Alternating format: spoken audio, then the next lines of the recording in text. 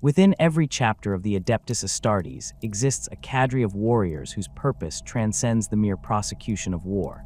These are the Chaplains, the reclusiarchs, the keepers of faith and doctrine who stand as the spiritual backbone of their brotherhood. While every space marine is a genetically enhanced weapon of the Emperor's will, the Chaplain serves as the living embodiment of the chapter's soul, the guardian of its traditions, and the voice that reminds each battle brother why they fight. Their role is not simply to lead prayers before battle or recite litanies over the fallen, though they do both, but to maintain the ideological purity of their chapter, to ensure that every warrior remains true to the Emperor's divine purpose and the specific creed that defines their brotherhood. The Chaplain's duties penetrate every aspect of chapter life. They oversee the indoctrination of neophytes, drilling into young minds the catechisms and beliefs that will sustain them through centuries of warfare. They monitor the spiritual health of veteran battle brothers, watching for signs of doubt, heresy, or the insidious touch of chaos. They preside over the chapter's most sacred rituals, from the blessing of new armor to the consecration of battle standards. During campaigns, they move among the companies, their presence a constant reminder of the oaths that bind each warrior to his brothers and to the Golden Throne. A chaplain must know every verse of the chapter's liturgy, every detail of its founding, every name inscribed in its rolls of honor. They are walking repositories of their chapter's history, capable of reciting the deeds of heroes who fell 10,000 years past with the same clarity as yesterday's battle reports. The relationship between a chaplain and his brothers differs fundamentally from that of other officers. A captain commands through rank and tactical authority. A librarian guides through psychic power and esoteric knowledge, but a chaplain leads through faith, through the weight of tradition, and through an authority that derives not from the chapter's hierarchy but from the Emperor himself. When a chaplain speaks, he speaks with the voice of the chapter's founders, with the accumulated wisdom of all who have worn the black armor before him. This grants him a unique position within the command structure. He advises rather than commands, yet his counsel carries immense weight. Chapter masters consult their chaplains on matters of doctrine and honor. Captains seek their blessing before undertaking questionable tactics. Even the most battle-hardened veterans will pause when a chaplain questions the righteousness of their actions. This spiritual authority exists entirely separate from the vast ecclesiastical machinery of the Imperium. The Adeptus Ministorum, with its countless billions of priests, preachers, confessors, and cardinals, holds dominion over the faith of baseline humanity. Missionaries of the ecclesiarchy spread the imperial creed to newly compliant worlds. Preachers harangue crowds in Hive city squares, demanding greater devotion and sacrifice. Confessors accompany imperial guard regiments, tending to the spiritual needs of common soldiers. Yet none of these servants of the Ministorum hold any authority over the Space Marines. The Adeptus Astartes stand apart from the ecclesiarchy's control, an independence hard-won and jealously guarded since the age of apostasy, when the Mad High Lord Goj Vander nearly tore the Imperium apart. This separation stems from the decree passive, issued after Vandar's fall, which forbade the ecclesiarchy from maintaining men under arms. The Adeptus Sororitas exist as the Ministorum's military arm through a technicality. They are women, not men, but the Space Marines answered to no such authority even before this edict. The chapters were created by the Emperor himself, their gene seed derived from the Primarchs, and they maintain their own traditions of faith independent of the imperial cult that dominates the rest of humanity. Where an ecclesiarchy priest preaches the divinity of the God Emperor as understood by baseline humans, a Space Marine chaplain teaches the Emperor's purpose as it applies specifically to the Adeptus Astartes. The nuances matter. A Ministorum preacher might speak of the Emperor's mercy and the salvation he offers to faithful souls. A chaplain speaks of duty, of genetic legacy, of the Emperor as the ultimate warrior and gene father whose will the Space Marines enact through bolter and blade. Different chapters interpret their relationship with the Emperor in varying ways, and the chaplains preserve these distinctions.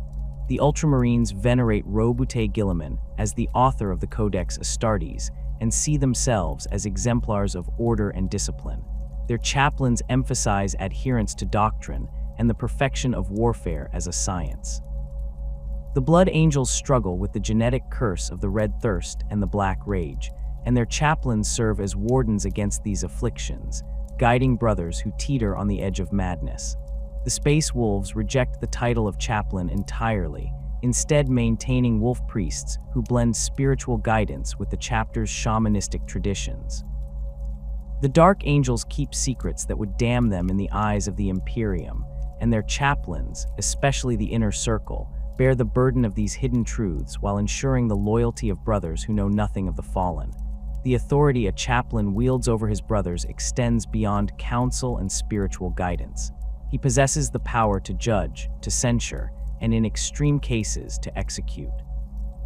When a battle brother strays from the chapter's creed, when doubt takes root in his heart, when the whispers of chaos find purchase in his mind, the chaplain must act.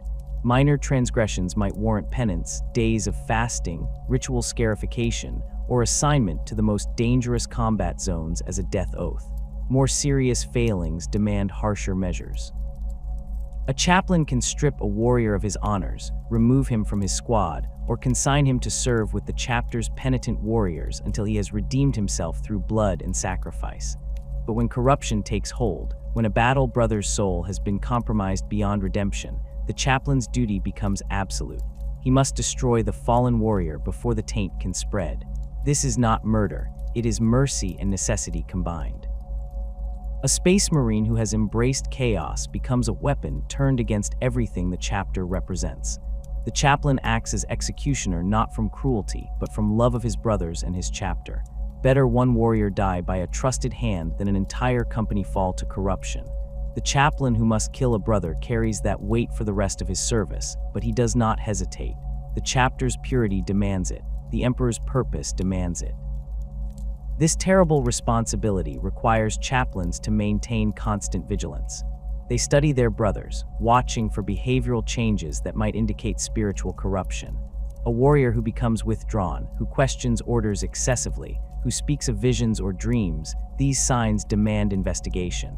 The chaplain must determine whether a brother suffers from combat fatigue, from grief over fallen comrades, or from something far more sinister. They interrogate, they test faith through ritual and catechism, they search for the truth behind every doubt. Some chapters maintain specific procedures for such investigations. The Dark Angels chaplains work closely with their librarians to detect any hint of the fallen's influence. The Grey Knights Brotherhood champions, who serve a similar role, possess wards and prayers specifically designed to reveal demonic taint. The physical embodiment of the chaplain's authority rests in the crozius arcanum, the staff of office carried by every ordained chaplain. This weapon serves dual purposes, functioning as both a symbol of spiritual authority and a devastating close combat weapon. The crozius typically takes the form of a staff or mace topped with the chapter's symbol, an eagle, a skull, a chapter-specific icon, wrought in ceramite or adamantium, and surrounded by a powered energy field. When activated, this field crackles with disruptive force capable of shattering armor and pulverizing bone. In the chaplain's hands, the crozius becomes an instrument of the Emperor's judgment, striking down heretics and xenos with righteous fury. Yet the crozius means more than its killing power suggests. When a chaplain raises his crozius before battle, every space marine who sees it understands the gesture's significance. This is not merely a weapon being readied, it is a declaration that the Emperor watches, that the chapter's honor stands at stake, that the coming fight carries spiritual as well as tactical importance. The crozius sanctifies the battlefield, transforming mere combat into holy war. Battle brothers fight harder when their chaplain stands among them, crozius held high, his voice booming litanies of hate over the vox. The weapon becomes a focal point for the chapter's faith, a physical anchor for beliefs that might otherwise seem abstract amid the chaos of war. Each crozius is a relic in its own right, often passed down through generations of chaplains. Some bear names and histories stretching back to the chapter's founding. The weapon carried by the Master of Sanctity of the Ultramarines has been wielded in battles across 10 millennia. It has struck down word-bearers on Calth, shattered orc warbosses on Armageddon, and crushed tyrannid biohorrors in the Eastern Fringe. Every chaplain who inherits such a weapon becomes part of that legacy, adding his own deeds to its history. When he falls, another will take up the crozius and continue the work. The weapon endures even as its bearers pass into legend, a permanent symbol of the chapter's eternal struggle. The institution of the chaplain did not emerge from the Emperor's initial design for the Space Marine legions. When the Primarchs were rediscovered and took command of their respective legions during the Great Crusade's early decades, each brought their own cultural traditions and spiritual practices to their warriors. The 17th Legion, the word-bearers, maintained elaborate religious ceremonies venerating the Emperor as a god. The 6th Legion, the Space Wolves, kept their Fenrisian shamanic traditions through their wolf priests. The 1st Legion, the Dark Angels, preserved the knightly orders of Caliban. These variations existed without formal oversight, each legion developing its own character under its Primarch's influence. The Emperor tolerated this diversity as long as the legions prosecuted the Great Crusade with the required efficiency and brought worlds into imperial compliance. This tolerance ended at Monarchia. The word-bearers under Lorgar's leadership had transformed the capital city of Kur into a monument to the Emperor's divinity, covering every surface with prayers and devotional imagery. The Legion moved slowly through its campaigns, spending months on each world to establish the imperial cult rather than simply enforcing compliance and moving forward. Lorgar genuinely believed he honored his father through these acts, spreading what he saw as the truth of the Emperor's godhood. The Emperor's response shattered this belief. He ordered the Ultramarines, commanded by Roboute Guilliman, to make an example of Monarchia.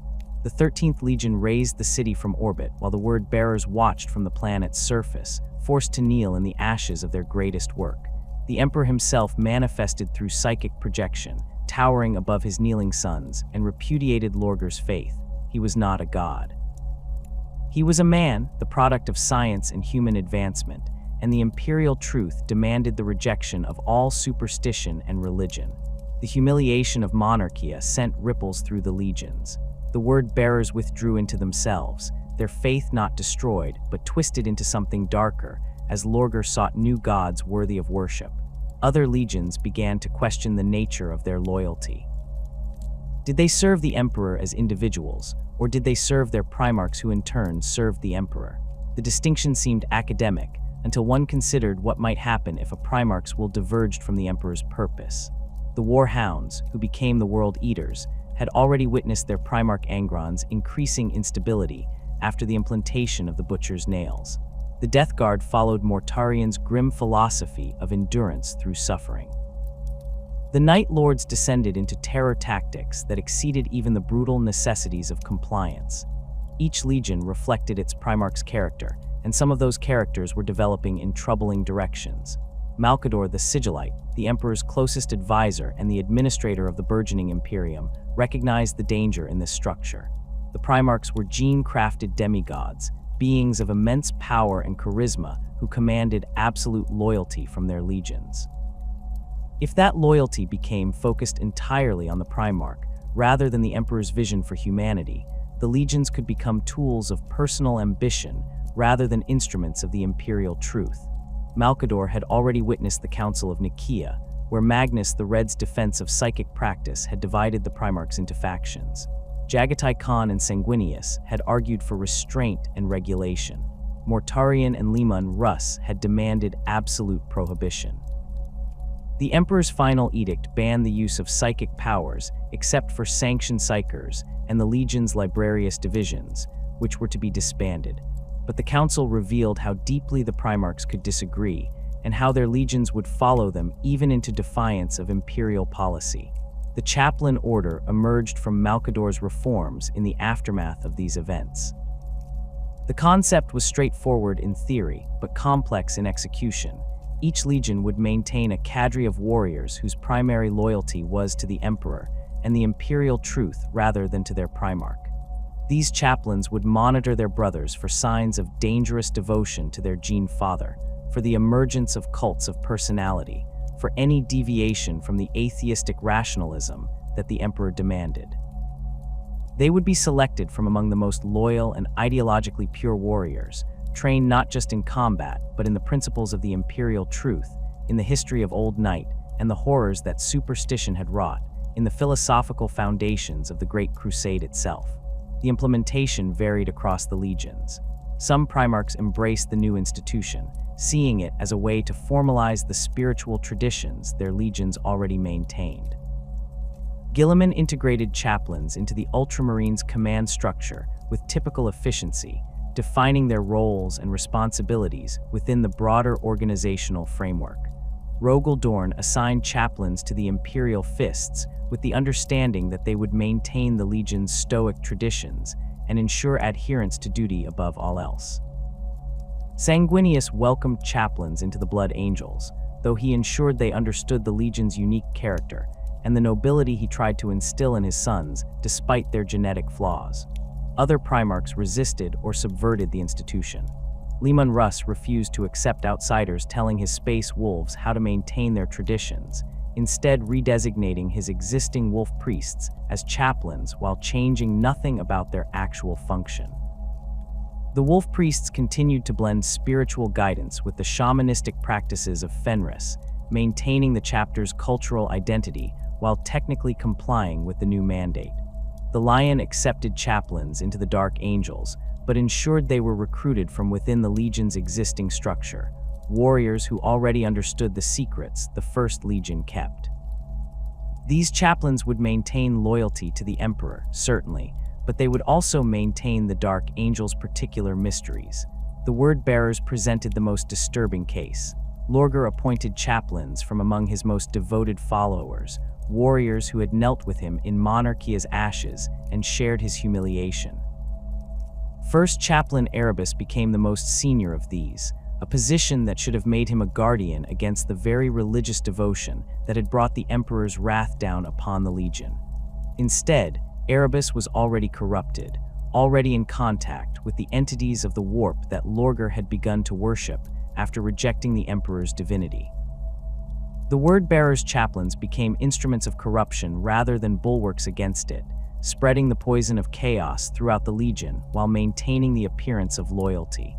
They used their authority to identify the most faithful warriors, faithful to the Emperor, that is, and quietly removed them from positions of influence or marked them for elimination.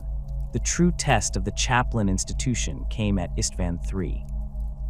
When War Master Horus revealed his betrayal, he faced a significant problem. Not every warrior in the legions that sided with him shared his desire to overthrow the Emperor. The Sons of Horus, the World Eaters, the Death Guard, and the Emperor's children all contained elements that remained loyal to the throne. These loyalists would resist the heresy, would fight against their own brothers, would potentially warn the Emperor of the conspiracy before Horus was ready to strike. The solution was brutal and efficient. Horus ordered these loyalists to the surface of Istvan III under the pretense of prosecuting a rebellion, then virus bombed the planet from orbit. Billions died in moments, and among them were hundreds of space marines who had remained true to their oaths. The Chaplains who died at Istvan III represented both the success and failure of Malkador's institution. They had succeeded in maintaining their loyalty to the Emperor despite their Primarch's betrayal.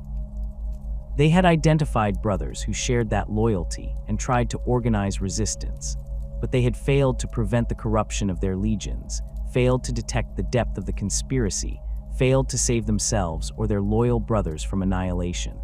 The Death Guard Chaplains who went to their deaths on Istvan III had watched their Primarch Mortarion turn against the Emperor and had chosen to stand with their oaths rather than their Gene Father.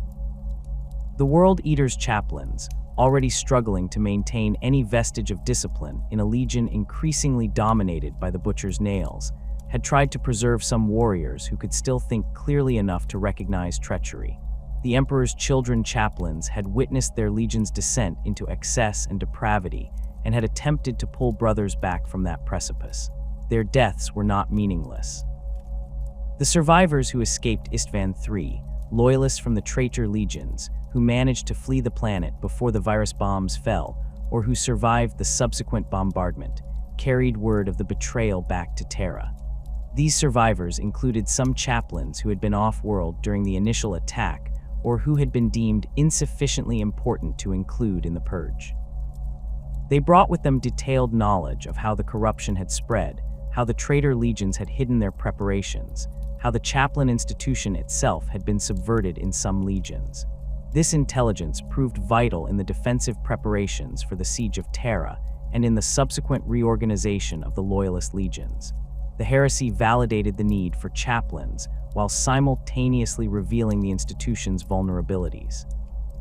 In the Loyalist legions, chaplains became more important than ever. They worked to identify any taint of chaos among warriors who had fought alongside traitor forces before the betrayal became apparent. They maintained morale among brothers who had watched their primarchs die or fall to corruption.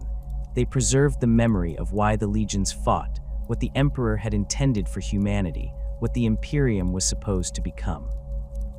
When Sanguinius fell defending the Eternity Gate, it was the Blood Angels chaplains who kept the legion from dissolving into grief and rage. When Rogaldorn led the Imperial Fists in their long pursuit of the traitors after the siege, the chaplains reminded the warriors that vengeance must serve justice rather than become an end in itself. The transformation from legion-specific spiritual traditions to a formalized chaplain structure happened gradually during the heresy and accelerated after its conclusion. The need for standardization became apparent as the legions worked together in combined operations. A chaplain from the Ultramarines needed to be able to coordinate with a chaplain from the Imperial Fists or the Blood Angels, to understand their doctrines and traditions well enough to maintain unit cohesion when companies from different legions fought side by side. The role expanded beyond simply monitoring loyalty to encompass broader spiritual leadership, the preservation of each legion's unique character while maintaining adherence to the Emperor's purpose.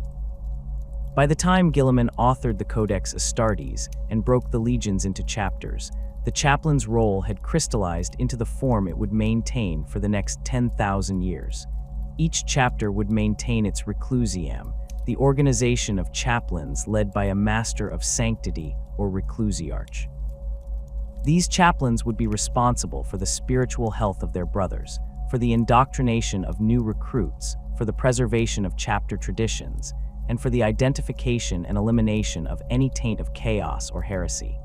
They would wear black armor to distinguish themselves from their brothers, a tradition that originated in the legions during the heresy as a symbol of mourning for the Emperor's dream and the brothers who had betrayed it. They would carry the crozius arcanum as a symbol of their authority and as a weapon against the Emperor's enemies. The reclusiam stands as the physical and spiritual center of every Space Marine chapter, a structure that serves purposes far beyond simple religious observation. While baseline Imperial citizens might imagine it as merely a chapel where prayers are offered before battle, the reality encompasses far more complexity. The reclusiam functions simultaneously as a place of worship, an armory for sacred relics, an administrative headquarters for the chaplaincy, a chamber of judgment, and a repository for the chapter's most closely guarded traditions. Its architecture varies dramatically between chapters, reflecting their individual characters and origins. The Ultramarines maintain reclusiams of austere classical design, with marble columns and precisely ordered spaces that mirror the rational organization of the Codex Astartes. The Blood Angels construct soaring Gothic chambers filled with artistic representations of Sanguinius and the Great Angel's sacrifice, spaces designed to inspire nobility and transcendence. The Space Wolves, who maintain fanes rather than reclusiams proper, create halls decorated with Fenrisian totems and the pelts of defeated beasts, blending the sacred with the savage. Within these walls, the chaplains maintain the chapter's spiritual arsenal. Shelves hold ancient tomes containing every liturgy, catechism, and prayer the chapter has accumulated across millennia of warfare. Some of these texts date to the Legion era, their pages inscribed by hands that fought in the Great Crusade. Others were composed during the chapter's founding, the original spiritual framework established by its first master of sanctity. Still, more have been added over the centuries as new battles demanded new prayers, as fallen heroes required new remembrances, as the chapter's evolving character necessitated new expressions of faith.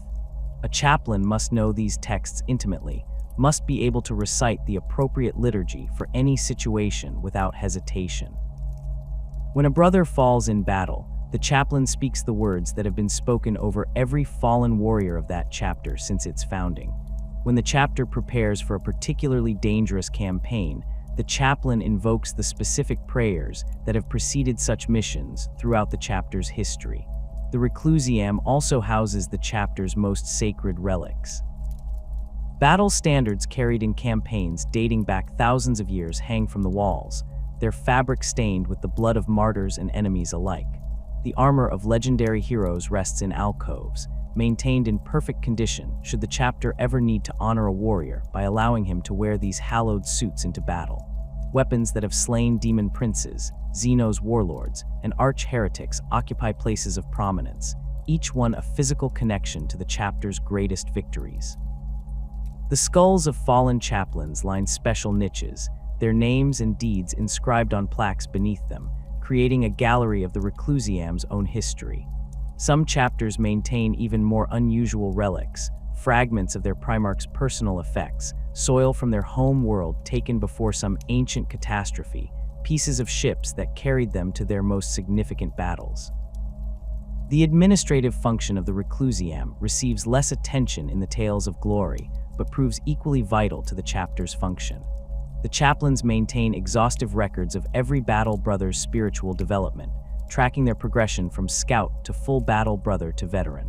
These records note moments of exceptional faith, instances where a warrior required spiritual counseling, any signs of doubt or corruption that appeared, and how they were addressed.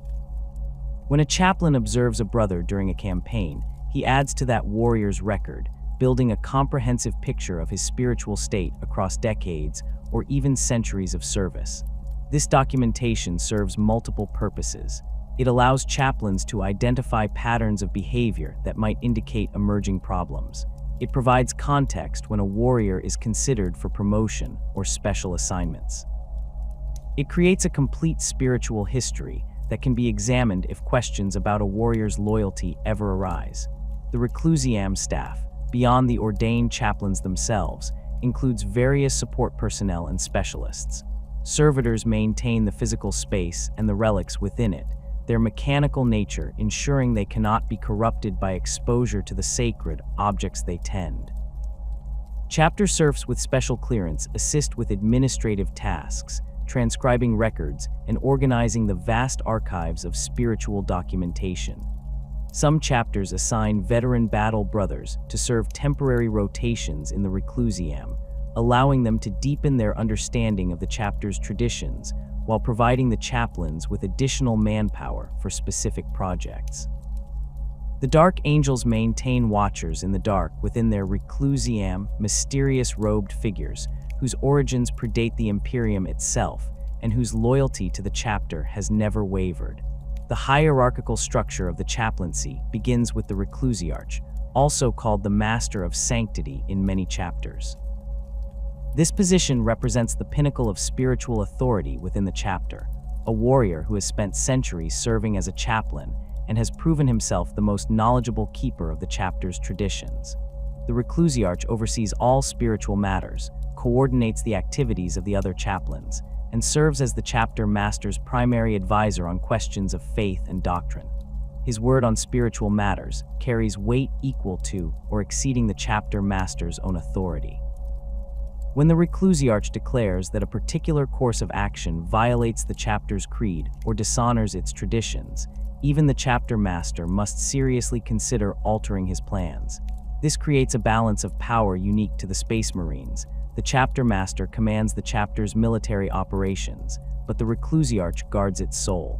The relationship between these two positions requires careful navigation. A chapter master who ignores his reclusiarch's counsel risks leading the chapter into spiritual danger, potentially corrupting its traditions or leading brothers away from the Emperor's purpose. A reclusiarch who overreaches his authority and attempts to dictate tactical decisions rather than simply advising on their spiritual implications creates friction that can paralyze the chapter's command structure. The most successful chapters maintain a relationship of mutual respect between these offices.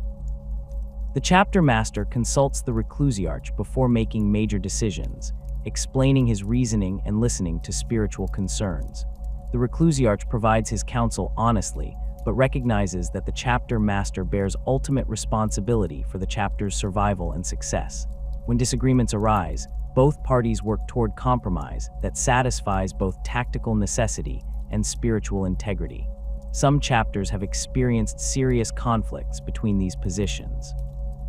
The Marines errant suffered a crisis in the 38th millennium when their chapter master decided to abandon a campaign against Orc raiders to respond to a distress call from a nearby Imperial world. The Reclusiarch argued that abandoning the mission dishonored oaths the chapter had made to the sector governor and violated their tradition of seeing every campaign through to completion. The chapter master insisted that the tactical situation had changed and that saving Imperial citizens took precedence over formalistic adherence to previous commitments.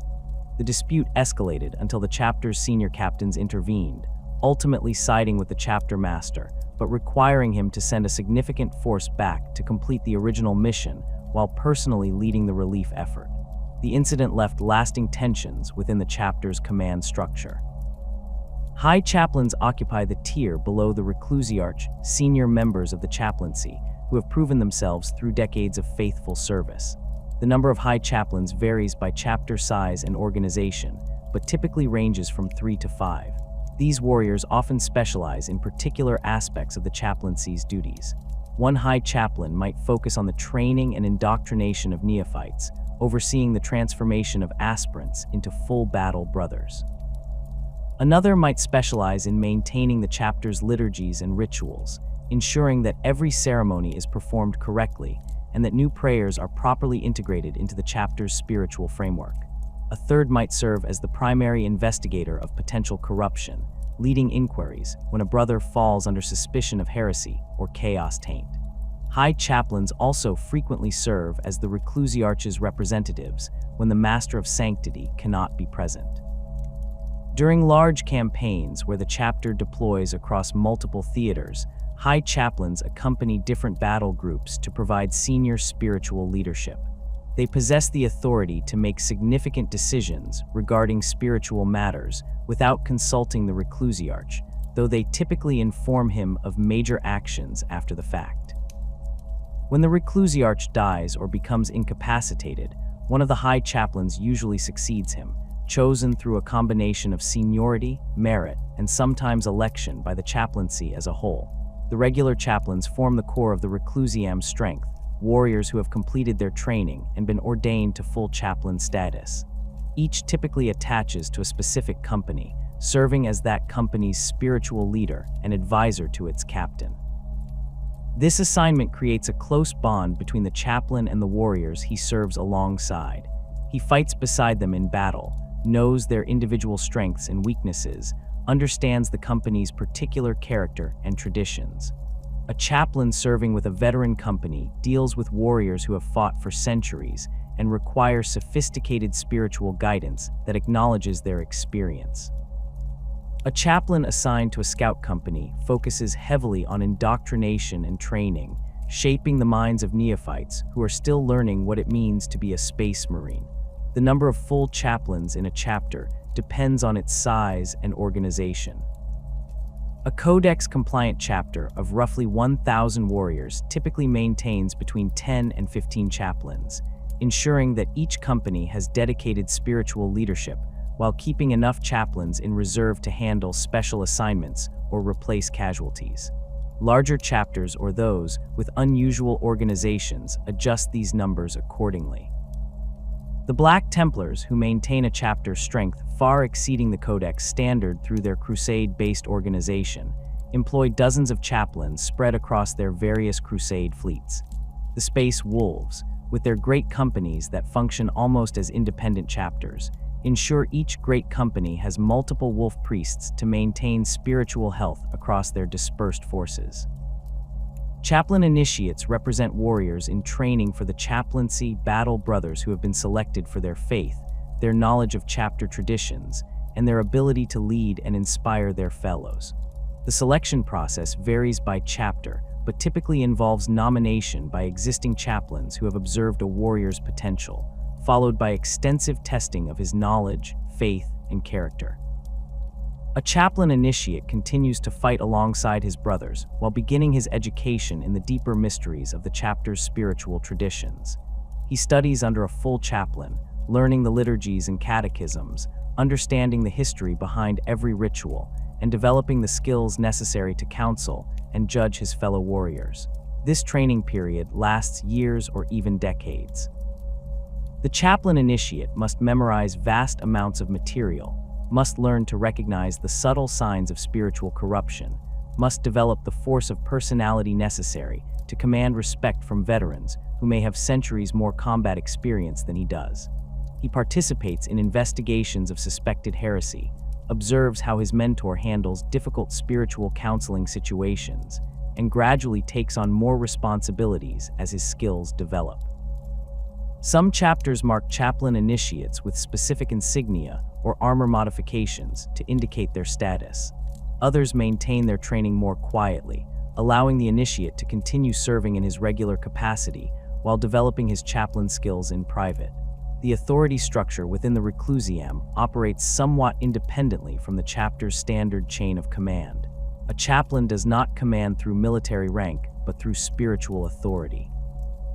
A chaplain attached to a company advises the captain, but does not issue tactical orders to the squads. However, his spiritual authority allows him to question any decision on doctrinal grounds, to remove warriors from combat if he believes their spiritual state compromises their effectiveness, and to overrule even senior officers when matters of faith and chapter tradition are at stake. This creates situations where a relatively junior chaplain might challenge a veteran captain's decisions, not because the chaplain outranks him militarily, but because the spiritual implications of those decisions fall within the chaplain's purview. The chaplains maintain their own internal hierarchy and make their own decisions about assignments, promotions, and disciplinary matters. The chapter master cannot simply order the reclusium to assign a particular chaplain to a specific company or to promote a chaplain initiate before the reclusiarch believes he is ready. This independence ensures that the chaplaincy remains focused on spiritual matters rather than becoming entangled in the chapter's political dynamics. A captain who has a personal dispute with his assigned chaplain cannot simply request a replacement. The reclusiarch decides whether the situation warrants reassignment, and he bases that decision on spiritual considerations rather than personal compatibility. The duties of maintaining the chapter's liturgies of battle form one of the chaplaincy's most visible responsibilities. These liturgies are not simply prayers recited before combat, but carefully structured spiritual frameworks that prepare warriors mentally and spiritually for the specific challenges they will face. A liturgy of battle against orcs differs from one used against chaos forces, which differs from one employed against tyranids. Each enemy requires different mental preparation, different spiritual armor against different forms of corruption or psychological warfare. The chaplain selects the appropriate liturgy based on intelligence about the enemy, the nature of the mission, and the spiritual state of the warriors who will fight. These liturgies serve multiple functions beyond simple morale building. They focus the warriors' minds on their duty, pushing aside distractions and personal concerns. They invoke the Emperor's protection and the chapter's honored dead, creating a sense of continuity with all the warriors who have fought before. They remind each battle brother of his oaths, his purpose, his place in the chapter's long history. The rhythmic recitation creates a meditative state that enhances the Space Marine's already formidable mental discipline, allowing him to enter combat with perfect clarity of purpose. Some chapters believe their liturgies carry actual spiritual power, that the words themselves create a barrier against warp influence or invoke the Emperor's direct blessing. The catechisms of hate represent a darker aspect of the chaplaincy's work. While the liturgies of battle prepare warriors for combat, the catechisms of hate teach them to despise the enemy with a purity of hatred that transcends mere tactical opposition. A space marine does not simply fight Xenos because they threaten humanity. He hates them with a spiritual intensity that makes compromise or mercy impossible. The catechisms drill this hatred into every battle brother, ensuring that no warrior ever hesitates, never questions whether an alien deserves extermination, never allows sympathy or curiosity to compromise his duty. The chaplains who teach these catechisms must balance careful lines. The hatred must be pure and focused, directed at the enemies of humanity, never allowed to become general rage or mindless bloodlust that might lead to the cornate path. Different enemies require different catechisms. The hatred taught for orcs emphasizes their fundamental incompatibility with human civilization, their endless desire for violence, the impossibility of ever achieving lasting peace with greenskins. The catechisms against Eldar focus on their arrogance, their willingness to sacrifice human lives for their own purposes, their ancient crimes against humanity. Those directed at Tau stress their naive ideology and the threat their philosophy poses to the Imperium's stability. But the catechisms of hate reach their fullest expression when directed at chaos. Here the chaplains teach a hatred so absolute it becomes almost transcendent, hatred of betrayal, of corruption, of everything the traitor legions represent. This hatred must be carefully controlled, never allowed to become the kind of rage that opens a warrior to Khorne's influence, but it must burn hot enough to sustain a space marine through the psychological horror of fighting former brothers. The transformation of an aspirant into a space marine represents one of the most sacred processes in the Imperium, and the chaplains oversee every step of this brutal journey. The selection of aspirants varies dramatically between chapters, reflecting their individual recruitment traditions and home world cultures. The Ultramarines draw candidates from the noble families of Ultramar, testing them through structured trials that measure physical prowess, tactical thinking, and moral character. The Blood Angels hold festivals on Baal and its moons where thousands of young men compete for the honor of joining the chapter, knowing most will die in the attempt. The Space Wolves hunt for candidates among Fenris's tribal warriors, seeking those who display the ferocity and cunning necessary to survive the chapter's particularly dangerous gene seed implantation process. Regardless of the selection method, once an aspirant enters the chapter's fortress monastery, the chaplains take direct responsibility for shaping not just his body, but his mind and soul. The chaplain's first task involves breaking down whatever identity the aspirant brought with him. A boy who arrives at the fortress monastery carries memories of family, of home, of the life he lived before. These attachments must be severed, not through cruelty, but through the systematic replacement of his old identity with a new one centered entirely on the chapter. The chaplain conducts the initial indoctrination sessions, explaining what the aspirant will become, what sacrifices he must make, what glories await if he survives. These sessions begin simply, with basic catechisms about the Emperor and the chapter's purpose, but they intensify as the aspirant progresses. The chaplain watches each candidate carefully during this phase, identifying those whose faith seems weak, whose commitment wavers, whose psychological profile suggests they might not withstand the trials ahead. Hypno-indoctrination accelerates this mental transformation through technological means that bypass conscious resistance.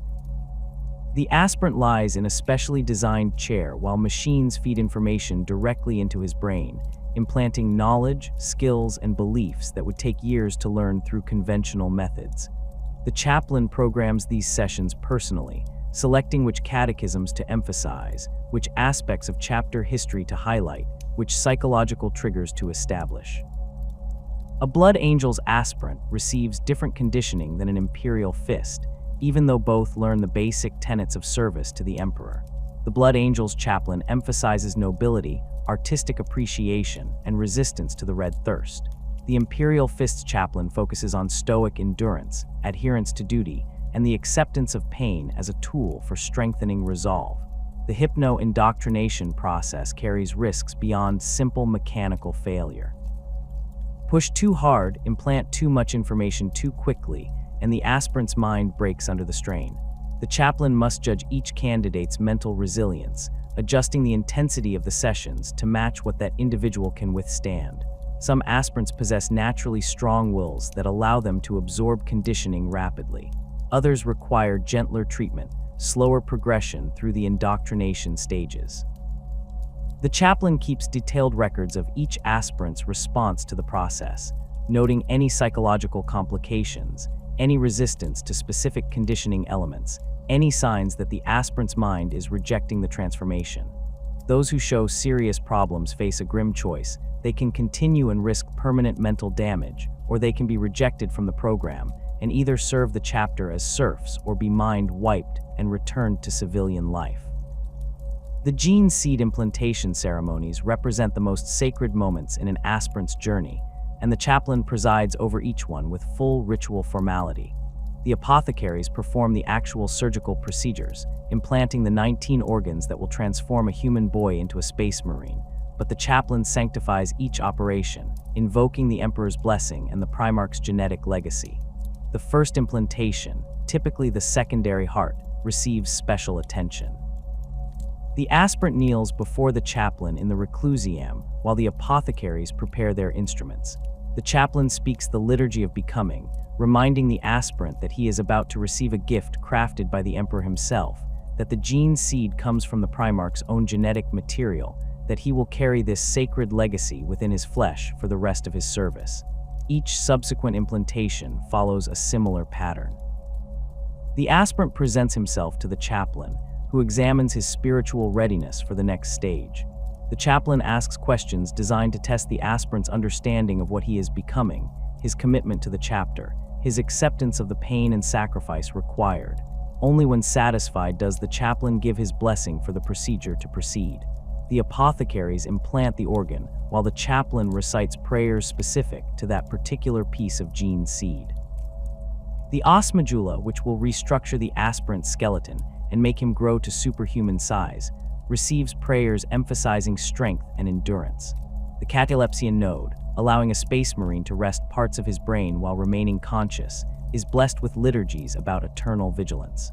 The preomner, the additional stomach that allows a space marine to consume otherwise toxic materials, is consecrated with words about the warrior's ability to sustain himself in any environment.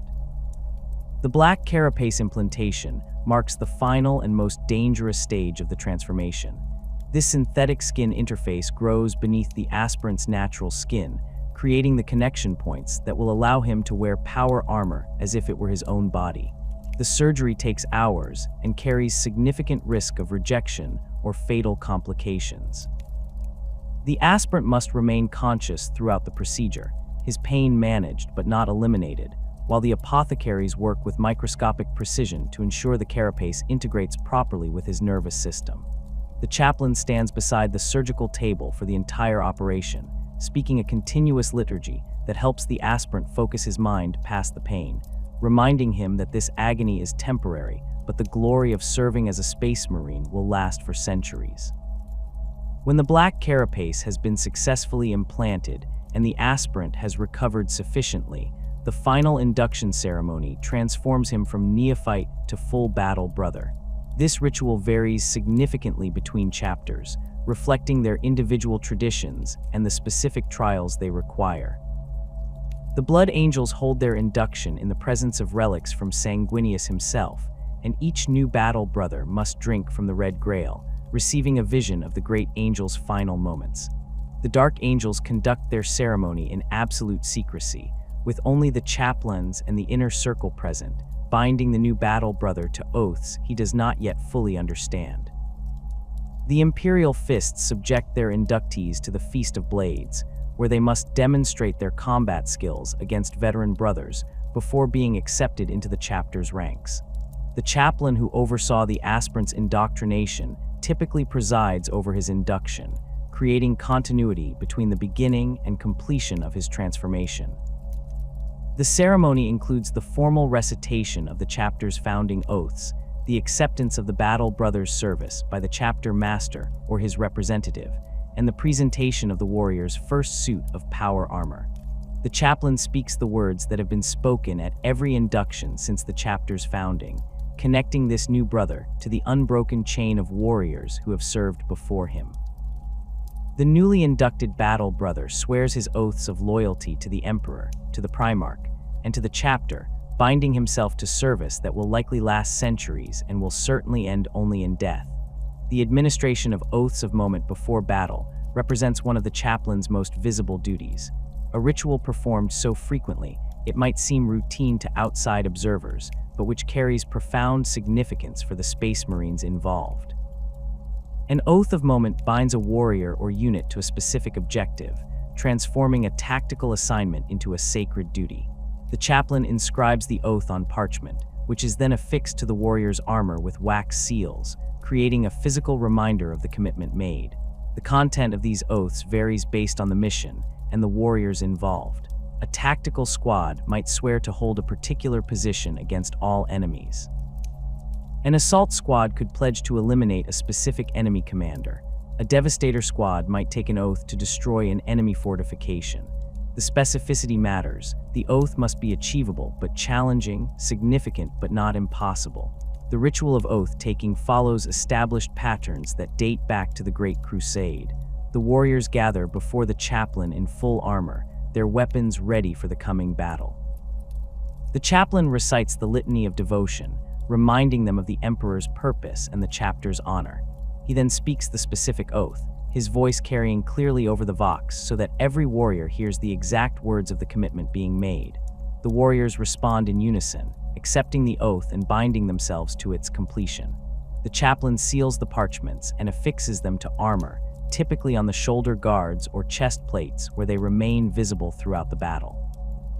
These parchment strips flutter in the wind as the warriors advance, constant physical reminders of the duty they have sworn to fulfill. The psychological impact of an oath of moment extends beyond simple motivation. A space marine who has sworn an oath fights with absolute commitment to that specific objective, prioritizing it above personal survival or other tactical considerations. The oath creates a mental framework that eliminates doubt and hesitation.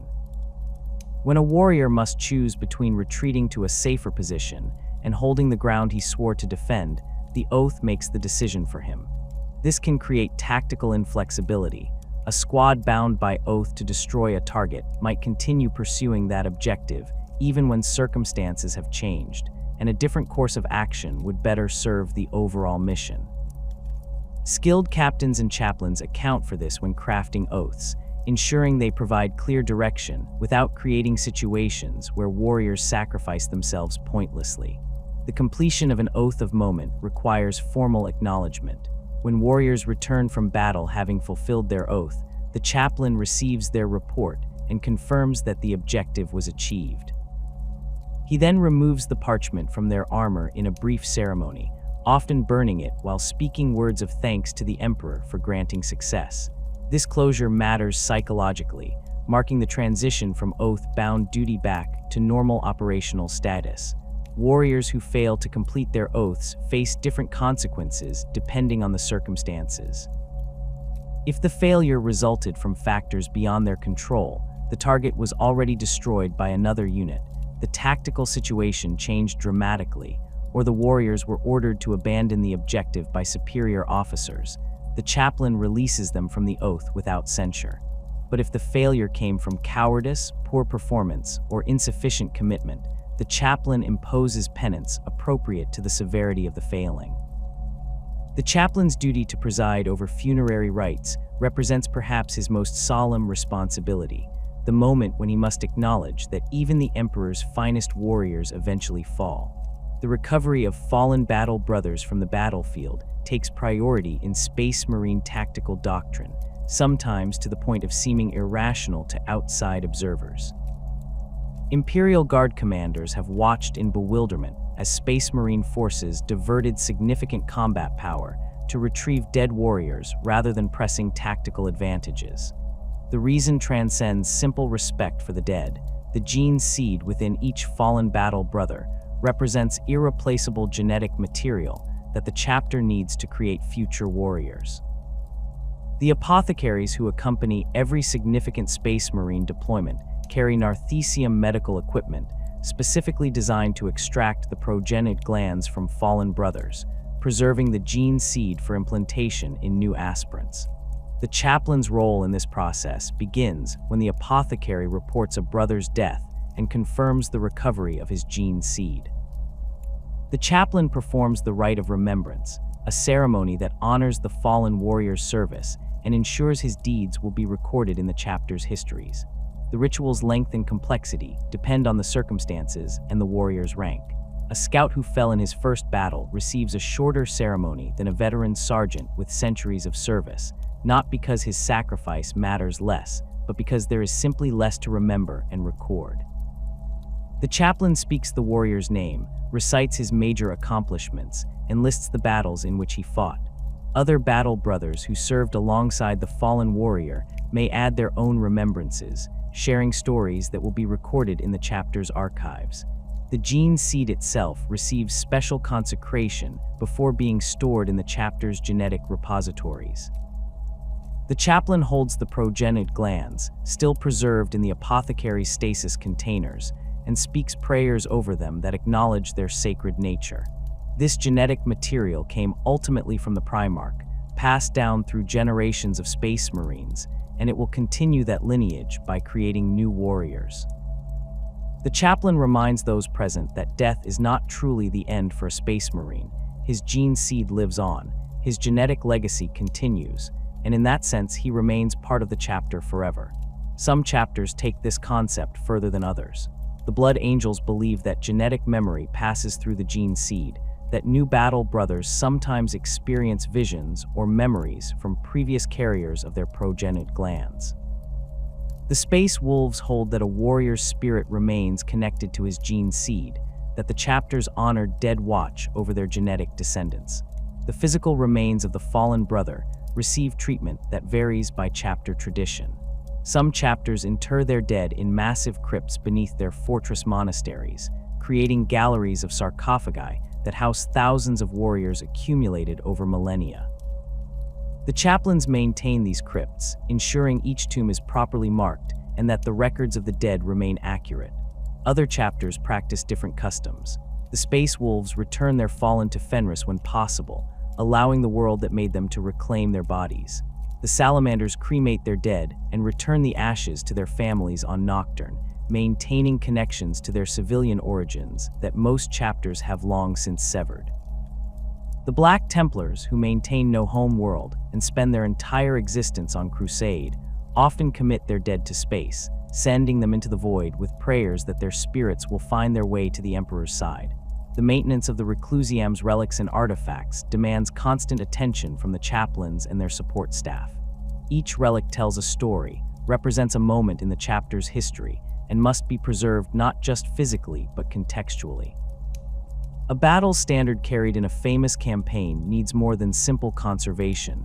It requires documentation of which battles it witnessed, which company carried it, which enemies fell before it, and which brothers died defending it.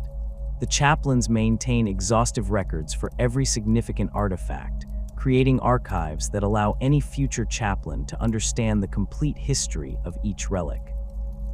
When a new chaplain joins the Reclusiam, part of his training involves studying these archives, learning the stories behind the artifacts he will help preserve. The practical work of relic maintenance involves both spiritual and technical elements. The chaplains perform regular rituals of consecration over the artifacts, renewing the blessings that protect them from corruption and decay. These rituals serve practical purposes beyond simple faith. In a universe where chaos corruption can manifest through objects that have witnessed sufficient violence and suffering, regular spiritual cleansing helps ensure that relics remain pure rather than becoming vectors for warp influence.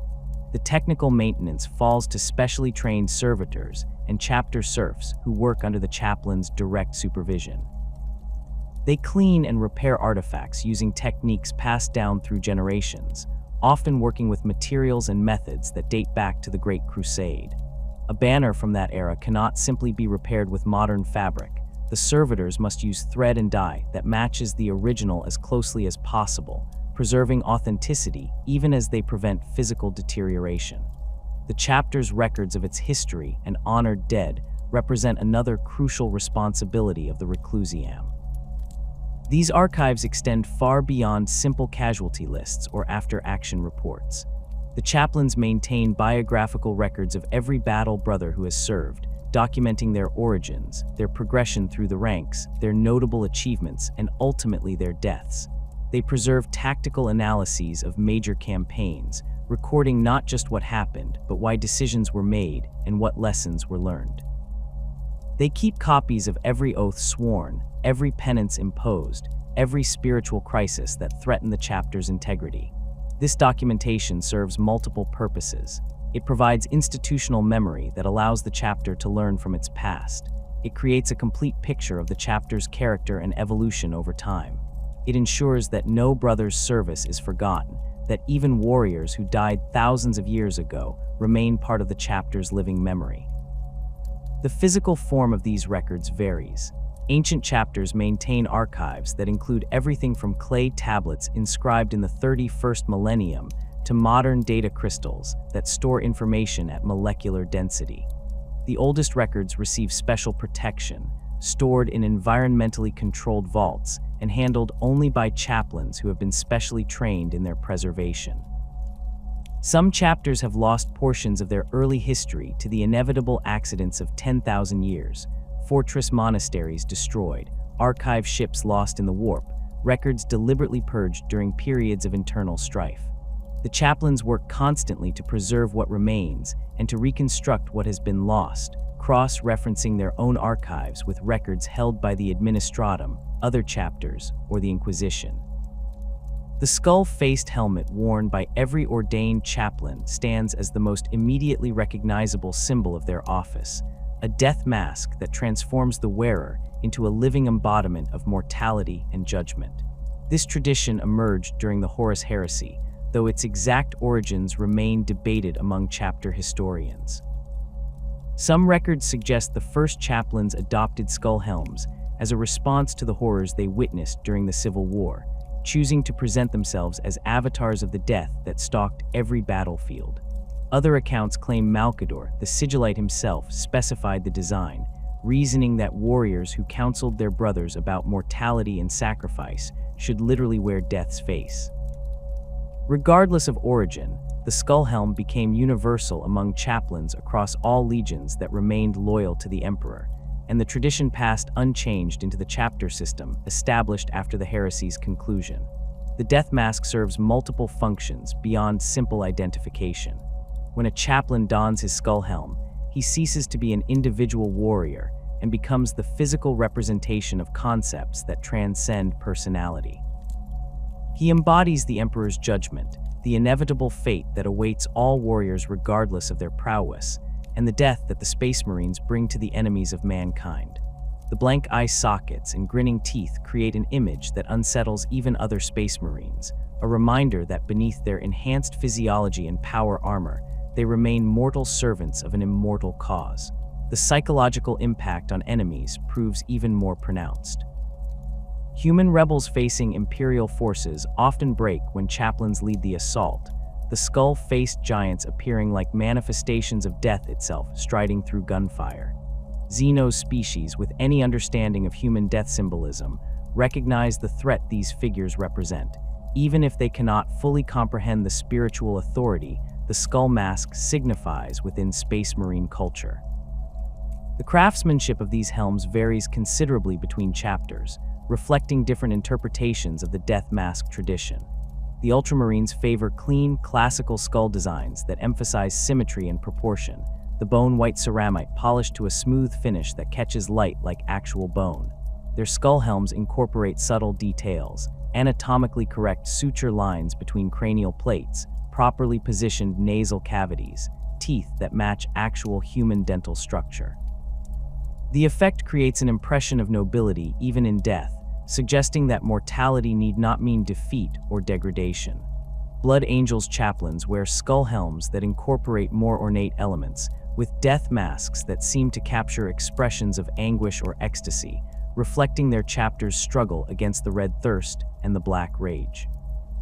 Small wings often adorn the sides of Blood Angels' skull helms, references to Sanguinius that connect the chaplain's role as spiritual guardian to the Primarch's own sacrifice. The Space Wolves, characteristically, interpret the tradition through their own cultural lens.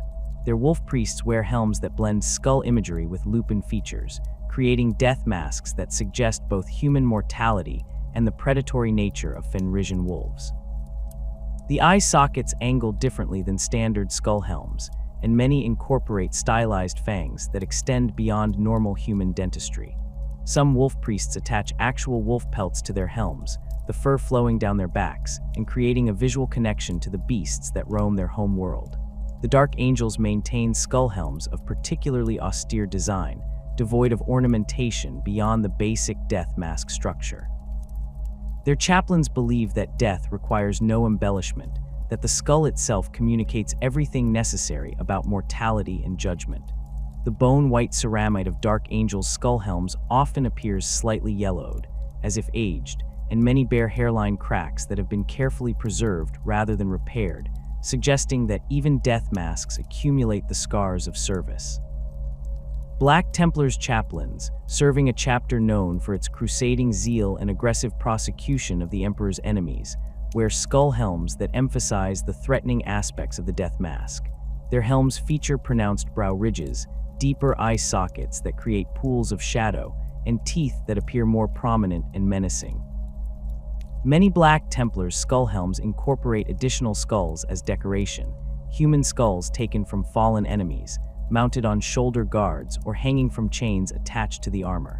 This creates a cumulative effect where the chaplain appears surrounded by death, a reaper who has already claimed countless victims and seeks more. The Flesh Terrors, a Blood Angel's successor chapter known for the severity of their genetic curse, craft skull helms that deliberately emphasize damage and violence.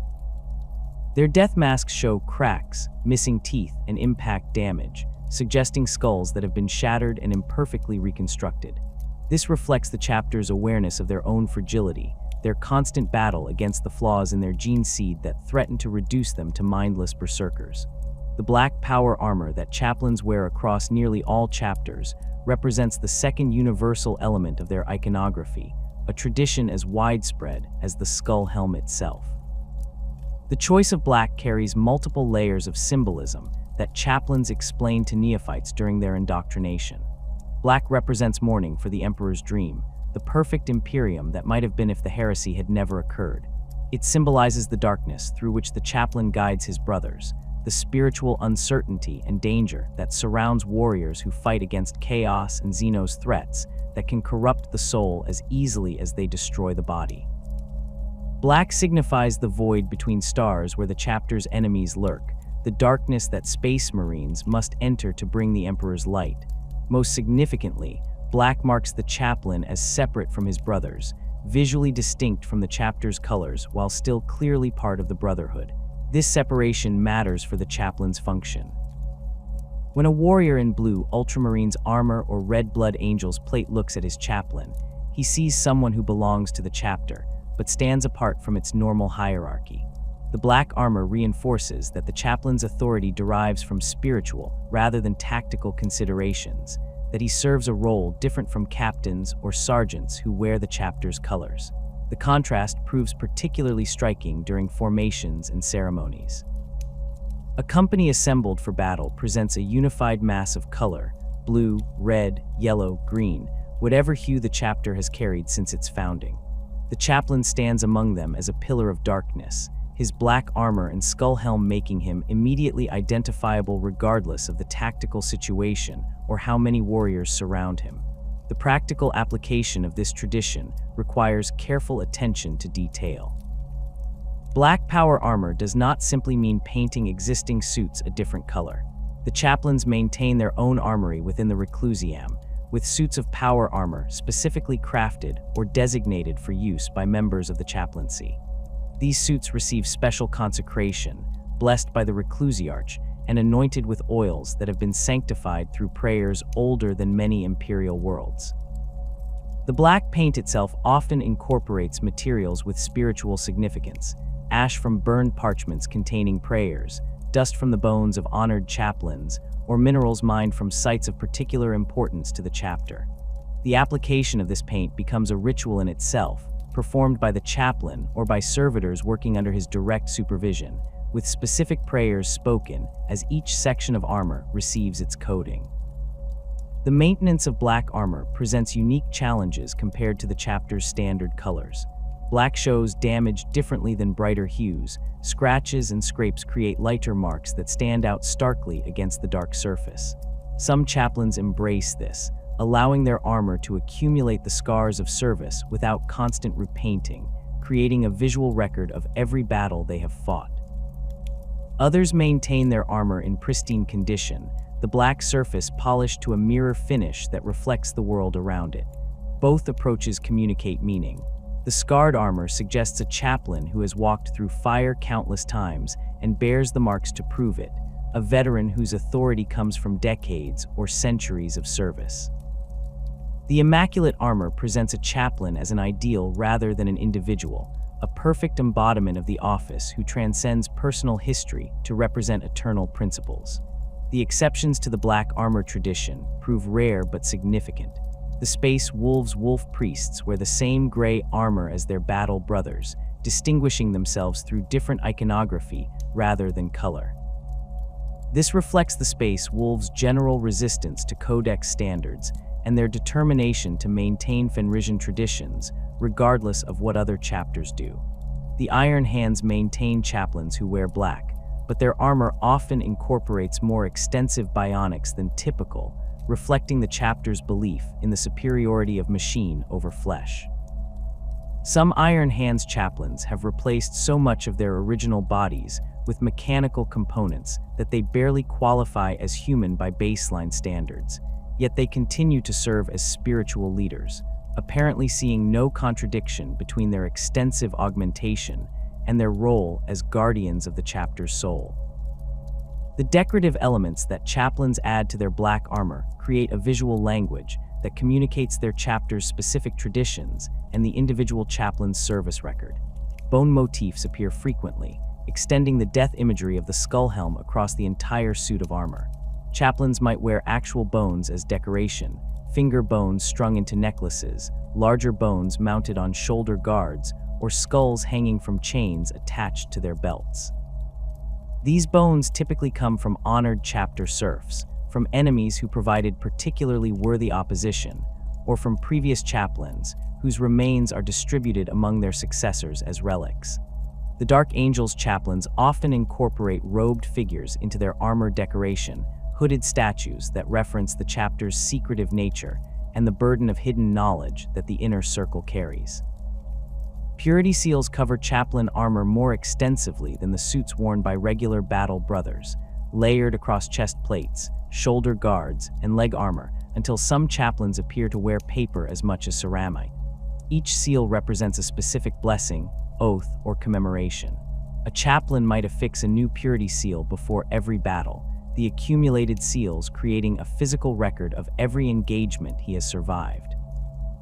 Others reserve purity seals for particularly significant occasions, major campaigns, battles against especially dangerous enemies, or personal milestones in their service.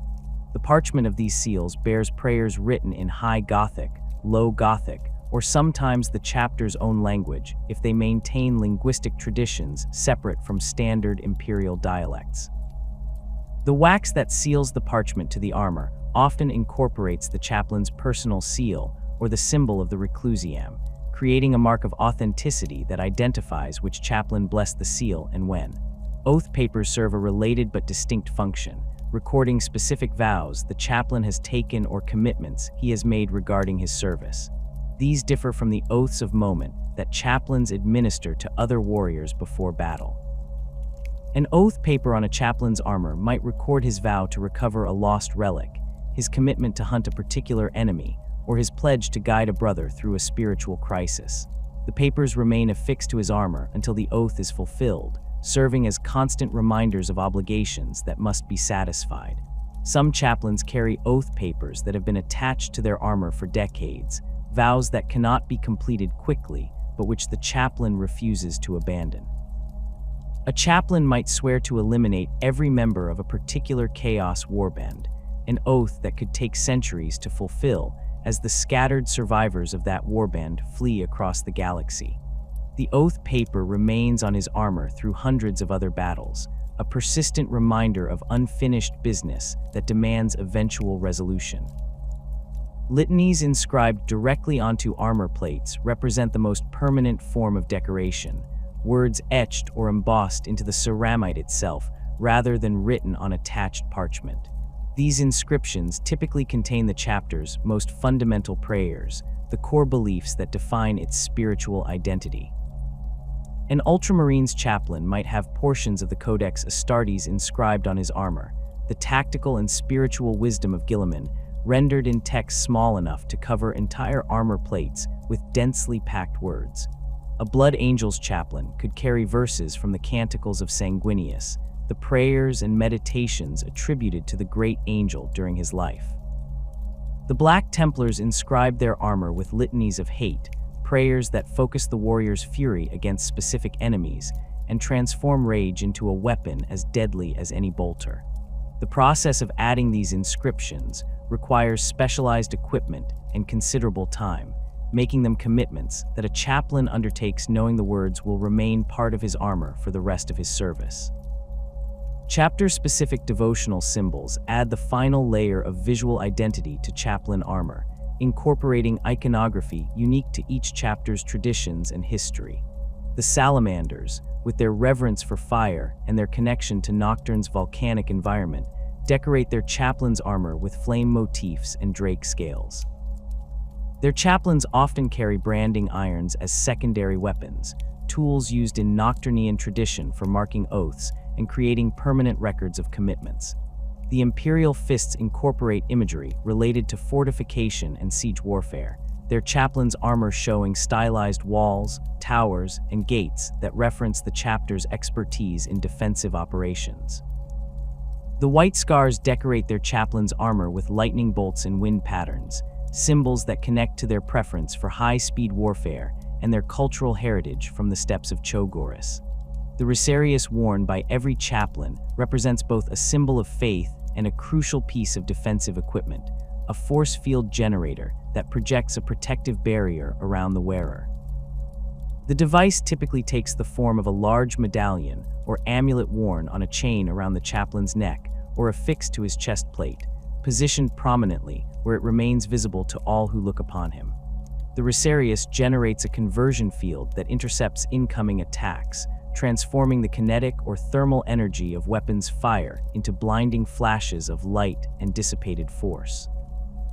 This protection proves invaluable for chaplains who must stand in the front ranks of battle, leading their brothers forward while remaining exposed to enemy fire. The force field cannot stop every attack, sufficient firepower will overwhelm it, and the field requires time to recharge between activations, but it provides crucial protection that allows chaplains to survive situations that would kill warriors relying solely on power armor. The religious symbolism of the Rosarius matters as much as its protective function. The device serves as a physical manifestation of the Emperor's favor, a tangible demonstration that faith provides protection against the material threats of the galaxy. When a chaplain's Rosarius activates, deflecting a shot that should have killed him, his brothers witness what appears to be divine intervention. The blinding flash of light as the force field intercepts the attack creates a moment of spectacle that reinforces the spiritual authority the chaplain represents. Enemies who see their weapons fail against the Rosarius often interpret the phenomenon through their own cultural frameworks. Human rebels might believe they face a saint protected by the god Emperor himself, while some Xenos species recognize the technology involved but still find the symbolism unsettling. The physical construction of each Rosarius reflects the chapter that created it and often incorporates materials of spiritual significance. The Ultramarines craft Rosari from precious metals mined on Muck Crag, shaped into perfect geometric forms that emphasize order and precision. Blood Angels Rosari often incorporate droplets of blood preserved in crystal, relics taken from Sanguinius himself, or from particularly honored chapter heroes. The Dark Angels hide their force field generators within plain casings that reveal nothing about their contents, reflecting the chapter's obsession with secrets and hidden knowledge. Black Templars Rosari take the form of massive iron crosses, crude and heavy compared to the refined devices other chapters create, but no less effective for their apparent simplicity. Many Rosari contain fragments of holy artifacts built into their structure, pieces of relics that add spiritual weight to the device's practical function. A chaplain might wear a Rosarius that incorporates a fragment of armor worn by the chapter's founder, a splinter of wood from the first battle standard the chapter carried, or a chip of stone taken from the fortress monastery's foundation. These inclusions transform the Rosarius from a simple force field generator into a reliquary that the chaplain carries into every battle, a portable shrine that connects him to the chapter's history and honored dead. The addition of such materials requires careful work by the chapter's techmarines, who must integrate the relics into the Rosarius's structure without compromising its function or damaging the sacred materials. The presentation of a Rosarius to a newly ordained chaplain represents one of the most significant moments in his progression through the chaplaincy. The device typically passes from a retiring or fallen chaplain to his successor, creating a lineage of service that connects generations of spiritual leaders. The reclusiarch presides over the ceremony, explaining the history of the particular Rosarius being transferred, which chaplains wore it previously, which battles it survived, which enemies it turned aside. The new chaplain receives not just a piece of equipment but a legacy, a physical link to all the warriors who wore that Rosarius before him. Some Rosara have protected chaplains for thousands of years, passing through dozens of hands, accumulating histories that span the entire post-heresy period. A chaplain who wears such a device carries the weight of that history with him, knowing that his service adds another chapter to a story that began millennia before his birth and will continue long after his death. The chaplain's presence on the battlefield transforms the tactical capabilities of Space Marine forces in ways that extend far beyond simple leadership or morale support. While a captain commands through tactical acumen and a librarian wields psychic powers that can reshape the flow of combat, the chaplain operates through spiritual authority that amplifies the already formidable capabilities of his battle brothers. This force multiplication effect manifests most clearly through the litanies of hate, ritualized battle prayers that the chaplain delivers over Vox channels while advancing into combat. These litanies are not merely inspirational speeches or emotional appeals to courage. They represent carefully structured psychological triggers that have been drilled into every Space Marine's consciousness through years of hypno-indoctrination and ritual repetition. When a battle brother hears his chaplain begin the familiar cadences of a litany of hate, his enhanced physiology responds with measurable changes in combat effectiveness. The neurological impact of these litanies operates on multiple levels simultaneously. The repetitive structure and familiar phrasing create a meditative state that sharpens focus and eliminates distractions, allowing warriors to process tactical information more efficiently while filtering out the psychological noise of combat stress. The content of the litanies activates conditioning that has been reinforced through thousands of hours of training, triggering responses that bypass conscious thought and operate at the level of reflex. A Space Marine hearing the litany of hate directed at orcs experiences an immediate shift in threat assessment protocols, his enhanced mind automatically prioritizing targets and selecting optimal engagement strategies based on doctrinal knowledge about greenskin behavior and vulnerabilities. The emotional component, carefully controlled to avoid the kind of mindless rage that would serve Khorne's purposes, provides the psychological fuel necessary to sustain superhuman combat performance for extended periods without the degradation that would affect even enhanced physiology under extreme stress. The delivery of these litanies requires perfect timing and an intimate understanding of the tactical situation. A chaplain who begins a litany of hate too early wastes its psychological impact, as warriors reach their peak effectiveness before contact with the enemy and then experience a gradual decline as the artificial enhancement fades. Starting too late means warriors enter combat without the full benefit of the spiritual preparation, facing enemies while still adjusting to the litany's effects rather than operating at maximum capacity. The most experienced chaplains develop an instinctive sense of timing, reading the flow of battle and the psychological state of their brothers to deliver litanies at the precise moment when they will provide maximum advantage. This skill cannot be taught through simple instruction.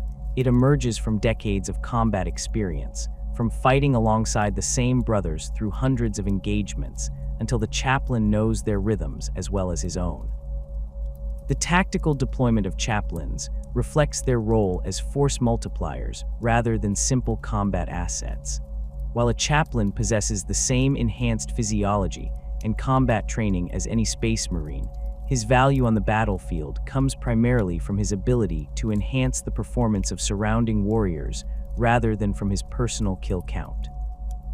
Chapter commanders position chaplains with units that will benefit most from spiritual leadership, typically assault elements that will face the heaviest combat or formations tasked with particularly difficult objectives. A Devastator squad maintaining a fire support position benefits less from a chaplain's presence than an assault squad preparing to charge into enemy fortifications. The chaplain's litanies and spiritual authority matter most when warriors must perform at the absolute limits of their capabilities, when the difference between success and failure depends on that final increment of determination that separates superhuman from merely enhanced. The crozius arcanum serves dual purposes as both symbol of authority and devastatingly effective melee weapon, its design reflecting this combination of spiritual and practical functions. The power field technology incorporated into every crozius generates a disruptive energy envelope around the weapon's striking surface, typically concentrated around the chapter symbol that forms the head of the staff or mace. When the crozius impacts a target, this field releases its stored energy in a focused burst that multiplies the kinetic force of the blow, while simultaneously disrupting molecular bonds in whatever material it strikes. Armor that would turn aside normal weapons shatters under crozius impacts, the power field punching through ceramite, plasteel, or even the Baroque armor worn by Chaos Space Marines. Flesh and bones simply disintegrate, bodies pulverized by strikes that deliver force measured in tons per square inch, combined with energy discharges that flash cooked tissue and shatter skeletal structures.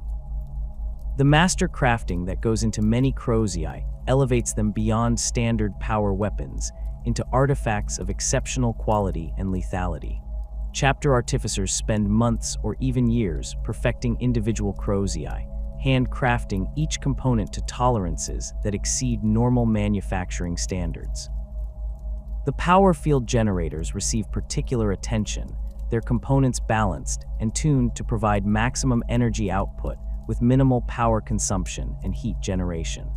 The striking surfaces are shaped to optimize force transmission, using mathematical principles that date back to the dark age of technology to ensure every joule of energy reaches the target rather than being wasted in inefficient dispersion. The balance of the weapon receives obsessive refinement until it moves like an extension of the wielder's arm, the weight distribution calculated to work with Space Marine physiology and combat doctrine to maximize striking speed and accuracy. The symbolic elements incorporated into crozius design carry meaning that resonates with the chapter's spiritual traditions while also serving practical purposes. The Imperial Fists craft crozii with heads shaped like fortress towers, the crenellated tops functioning as effective striking surfaces that concentrate impact force into narrow areas. Blood Angels crozii often feature wings that extend from the central shaft, their aerodynamic properties actually improving the weapon's balance during rapid strikes while referencing Sanguinius and his sacrifice. The Dark Angels incorporate hooded figures or winged swords into their crozius designs, the iconography deliberately ambiguous in ways that reflect the chapter's obsession with secrets. Black Templars favor simple cross-shaped heads on their crozii, massive iron constructions that rely more on brutal mass than refined engineering, though the power fields they generate prove no less effective than more sophisticated designs. Combat deployment of the crozius requires techniques distinct from other power weapons due to its unique characteristics as both staff and mace. The length of most crozii, typically between 4 and 6 feet, provides reach advantages in melee combat while also allowing the chaplain to use the weapon defensively to deflect incoming attacks. The weight distribution differs significantly from power swords or axes, requiring adjusted striking techniques that leverage the weapon's mass rather than fighting against it. Chaplains train extensively in crozius combat forms, practicing strikes that use the weapon's length to generate momentum, while maintaining the control necessary to direct the power field's energy discharge precisely where it will cause maximum damage. The most skilled chaplains can strike with surgical precision, targeting weak points in enemy armor or delivering killing blows to specific anatomical structures, while also being capable of devastating area attacks that pulverize multiple enemies with sweeping strikes. The psychological impact of the crozius extends beyond its physical destructiveness. When a chaplain raises his crozius and activates its power field, the crackling energy discharge and the weapon's distinctive hum create sensory cues that trigger responses in both allies and enemies. Space Marines who fight alongside their chaplain recognize these signals as preludes to assault, their conditioning causing immediate shifts in tactical posture and combat readiness. Enemies who understand Imperial military traditions recognize the crozius as a symbol of spiritual authority and know that its bearer represents a priority target whose death might break the morale of surrounding forces.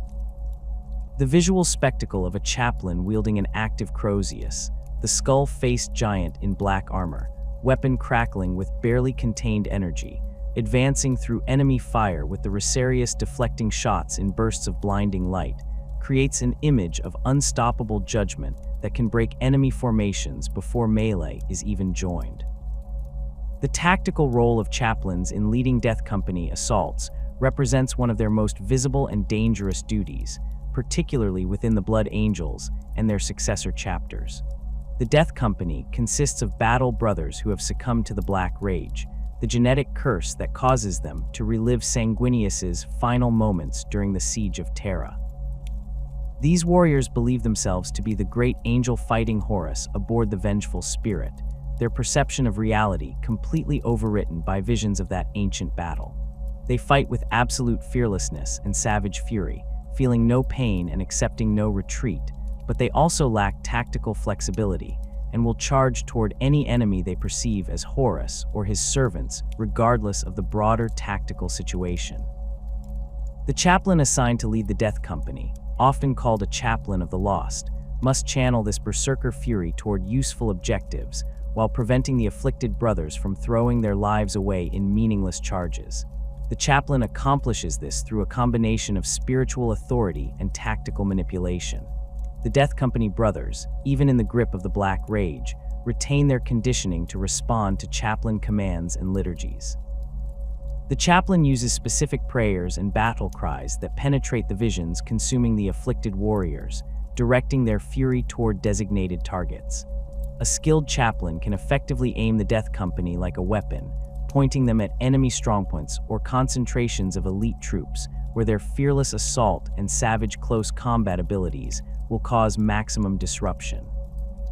The chaplain himself fights at the front of the Death Company formation, his crozius rising and falling as he smashes through enemy lines, while maintaining the stream of liturgical commands that keep the afflicted brothers focused on their objective, rather than dispersing across the battlefield in pursuit of imagined enemies. This duty carries profound emotional weight for the chaplains who undertake it. The brothers in the Death Company are not strangers or criminals. They are warriors the chaplain has known for decades or even centuries, battle brothers who fought alongside him in countless campaigns before the Black Rage claimed them. The chaplain must watch these friends and comrades die in battle after battle, knowing that each Death Company deployment will likely be their last. The tradition among Blood Angels' successor chapters holds that brothers who fall to the Black Rage should be allowed to die in combat rather than being restrained or euthanized, granting them the honor of dying as warriors even if they can no longer truly comprehend what they fight for. The chaplain who leads them into battle serves as both their commander and their executioner, ensuring they die facing the Emperor's enemies rather than being put down like rabid animals. Boarding actions and ship-to-ship combat operations represent another tactical environment where chaplains prove invaluable, their spiritual leadership particularly crucial in the confined spaces and chaotic close quarters fighting that characterizes void warfare. When Space Marines teleport or breach into enemy vessels, they enter environments where standard tactical formations become impossible and where every corridor might conceal deadly ambushes. The confined spaces amplify the psychological pressure of combat, even on warriors whose mental conditioning normally renders them immune to such concerns. A chaplain's presence in these situations provides a spiritual anchor that helps warriors maintain focus and cohesion despite the disorientation of boarding actions. His voice over the Vox network, delivering litanies and tactical guidance, cuts through the confusion and gives scattered squads a common reference point that helps them coordinate their actions even when visual contact proves impossible. The chaplain's terrifying presence becomes a weapon in itself during boarding actions, where the psychological impact of his appearance operates at maximum effectiveness. Enemy crew members confronted by a skull-faced giant in black armor advancing through their ship's corridors experience primal fear that overrides tactical training and military discipline. The confined spaces that make boarding actions so dangerous for attackers work in the chaplain's favor here, as enemies have limited room to maneuver or retreat when faced with his advance. The crozius proves particularly effective in shipboard combat, its length and power field allowing the chaplain to clear corridors with sweeping strikes that pulverize multiple enemies per blow. The combination of spiritual authority, physical intimidation, and devastating close combat capability makes chaplains ideal leaders for boarding parties, their presence often determining the difference between successful capture of enemy vessels and costly stalemates in cramped corridors. The identification and neutralization of psychic threats during combat operations falls within the chaplain's responsibilities despite their lack of psychic powers themselves. While librarians handle direct psychic combat and the nullification of enemy sorcery, chaplains focus on detecting the more subtle signs of warp corruption and demonic influence that might escape purely psychic detection. Their training includes extensive education in recognizing behavioral changes that indicate possession or corruption, understanding the physical manifestations that accompany demonic presence, and identifying the environmental effects that warp entities produce when they manifest in real space. A chaplain observing his brothers during combat watches for warriors who display unusual aggression, who speak in voices that do not match their normal patterns, who exhibit knowledge they should not possess, or who demonstrate abilities beyond their normal capabilities. When the chaplain identifies a brother who shows signs of corruption or possession, his response must be immediate and absolute.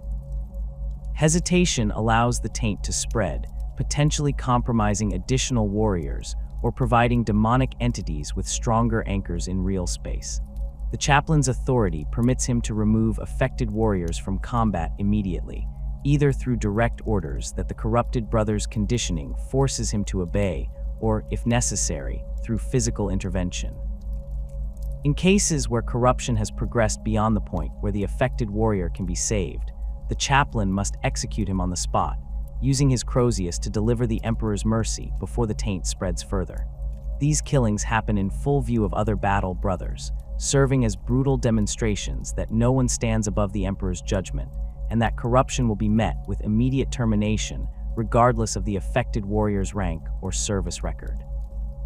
The chaplain's role in countering demonic corruption extends to environmental sanctification, using prayers and ritual actions to create zones of spiritual purity that resist warp influence.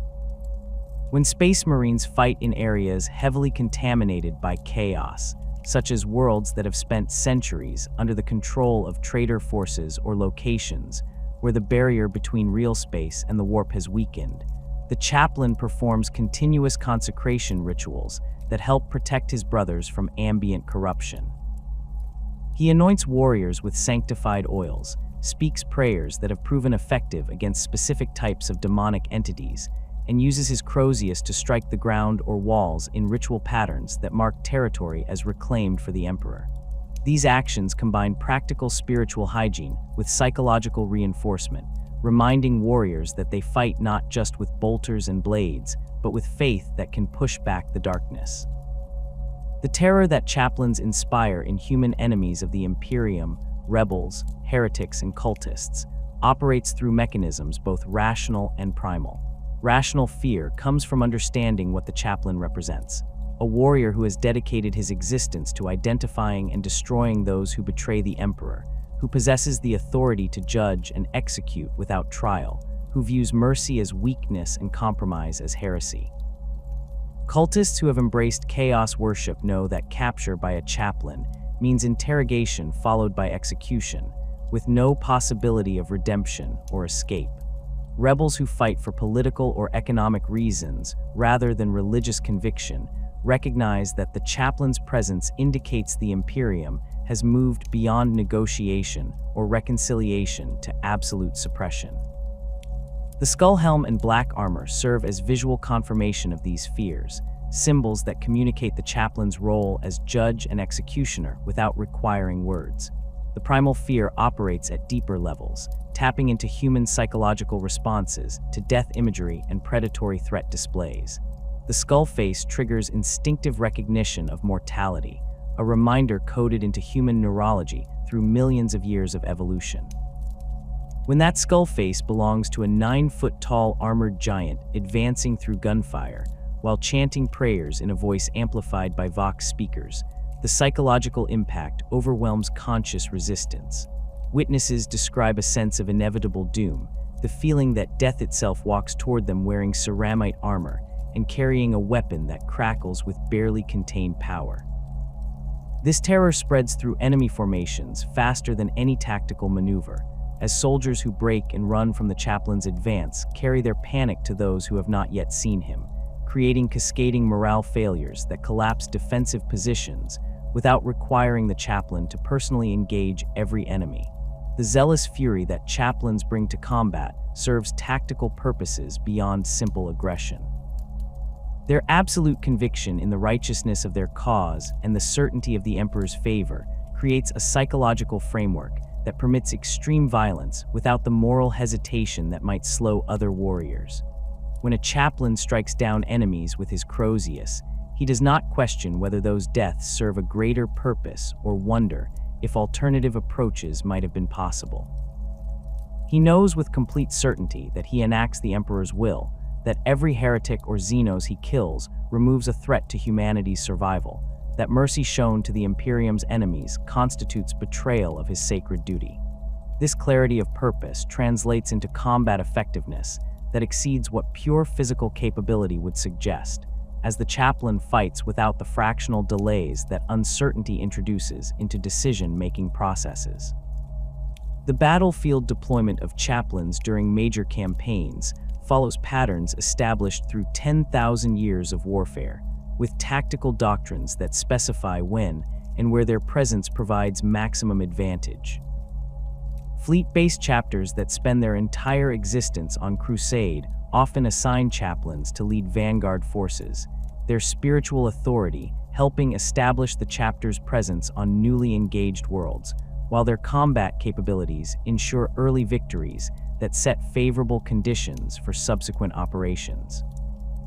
Chapters defending specific territories use their chaplains as mobile reserves, deploying them to threatened sectors where their force multiplication effects can stabilize defensive lines or spearhead counterattacks. During extended campaigns that last months or years, chaplains rotate through different companies to maintain spiritual health across the entire chapter, their presence preventing the psychological degradation that extended combat operations can cause even in Space Marines. The chaplain's vigilance against corruption begins not with dramatic confrontations or emergency purges, but with the mundane daily observation of battle brothers during routine operations. Every interaction, every response to orders, every moment of conversation in the chapter's halls provides data that the chaplain processes through frameworks developed across centuries of experience. A warrior who returns from patrol speaking differently about the enemy, who questions tactical decisions more frequently than his personality suggests normal, who isolates himself from squad mates he previously associated with closely. These changes register in the chaplain's awareness as potential indicators of spiritual compromise. The chaplain maintains mental files on every brother in his assigned company, tracking behavioral baselines established through years of observation and noting deviations that might signify nothing or might represent the first signs of something catastrophic. The physical signs of mutation present clearer evidence than behavioral changes, though chaos corruption often manifests in subtle ways before producing obvious physical alterations. A chaplain conducting routine armor maintenance inspections looks for skin discoloration that cannot be explained by combat injuries or environmental exposure, unusual growths that appear in locations where the Space Marine's enhanced healing should prevent such abnormalities, or changes in eye color and pupil structure that suggest warp influence affecting the warrior's biology at fundamental levels. The gene seed implants that make Space Marines superhuman also make them vulnerable to specific forms of corruption, as the same genetic material that grants enhanced capabilities can be twisted by chaos into grotesque parodies of its intended function. A chaplain who notices a brother's secondary heart beating in irregular patterns, or whose muscle tissue shows asymmetrical development that does not match training regimens, must consider whether these anomalies result from natural variation in gene seed expression or represent early stages of corruption. Psychic awakening among non-librarian battle brothers constitutes one of the most dangerous situations a chaplain can face, as untrained psychic ability in a Space Marine creates vectors for demonic possession that threaten the entire chapter. The genetic modifications that create Space Marines sometimes activate latent psychic potential that remained dormant in the aspirant's baseline human state, with the enhanced neurological structures and warp-sensitive gene seed amplifying abilities that would have remained weak or undetectable in an unmodified human.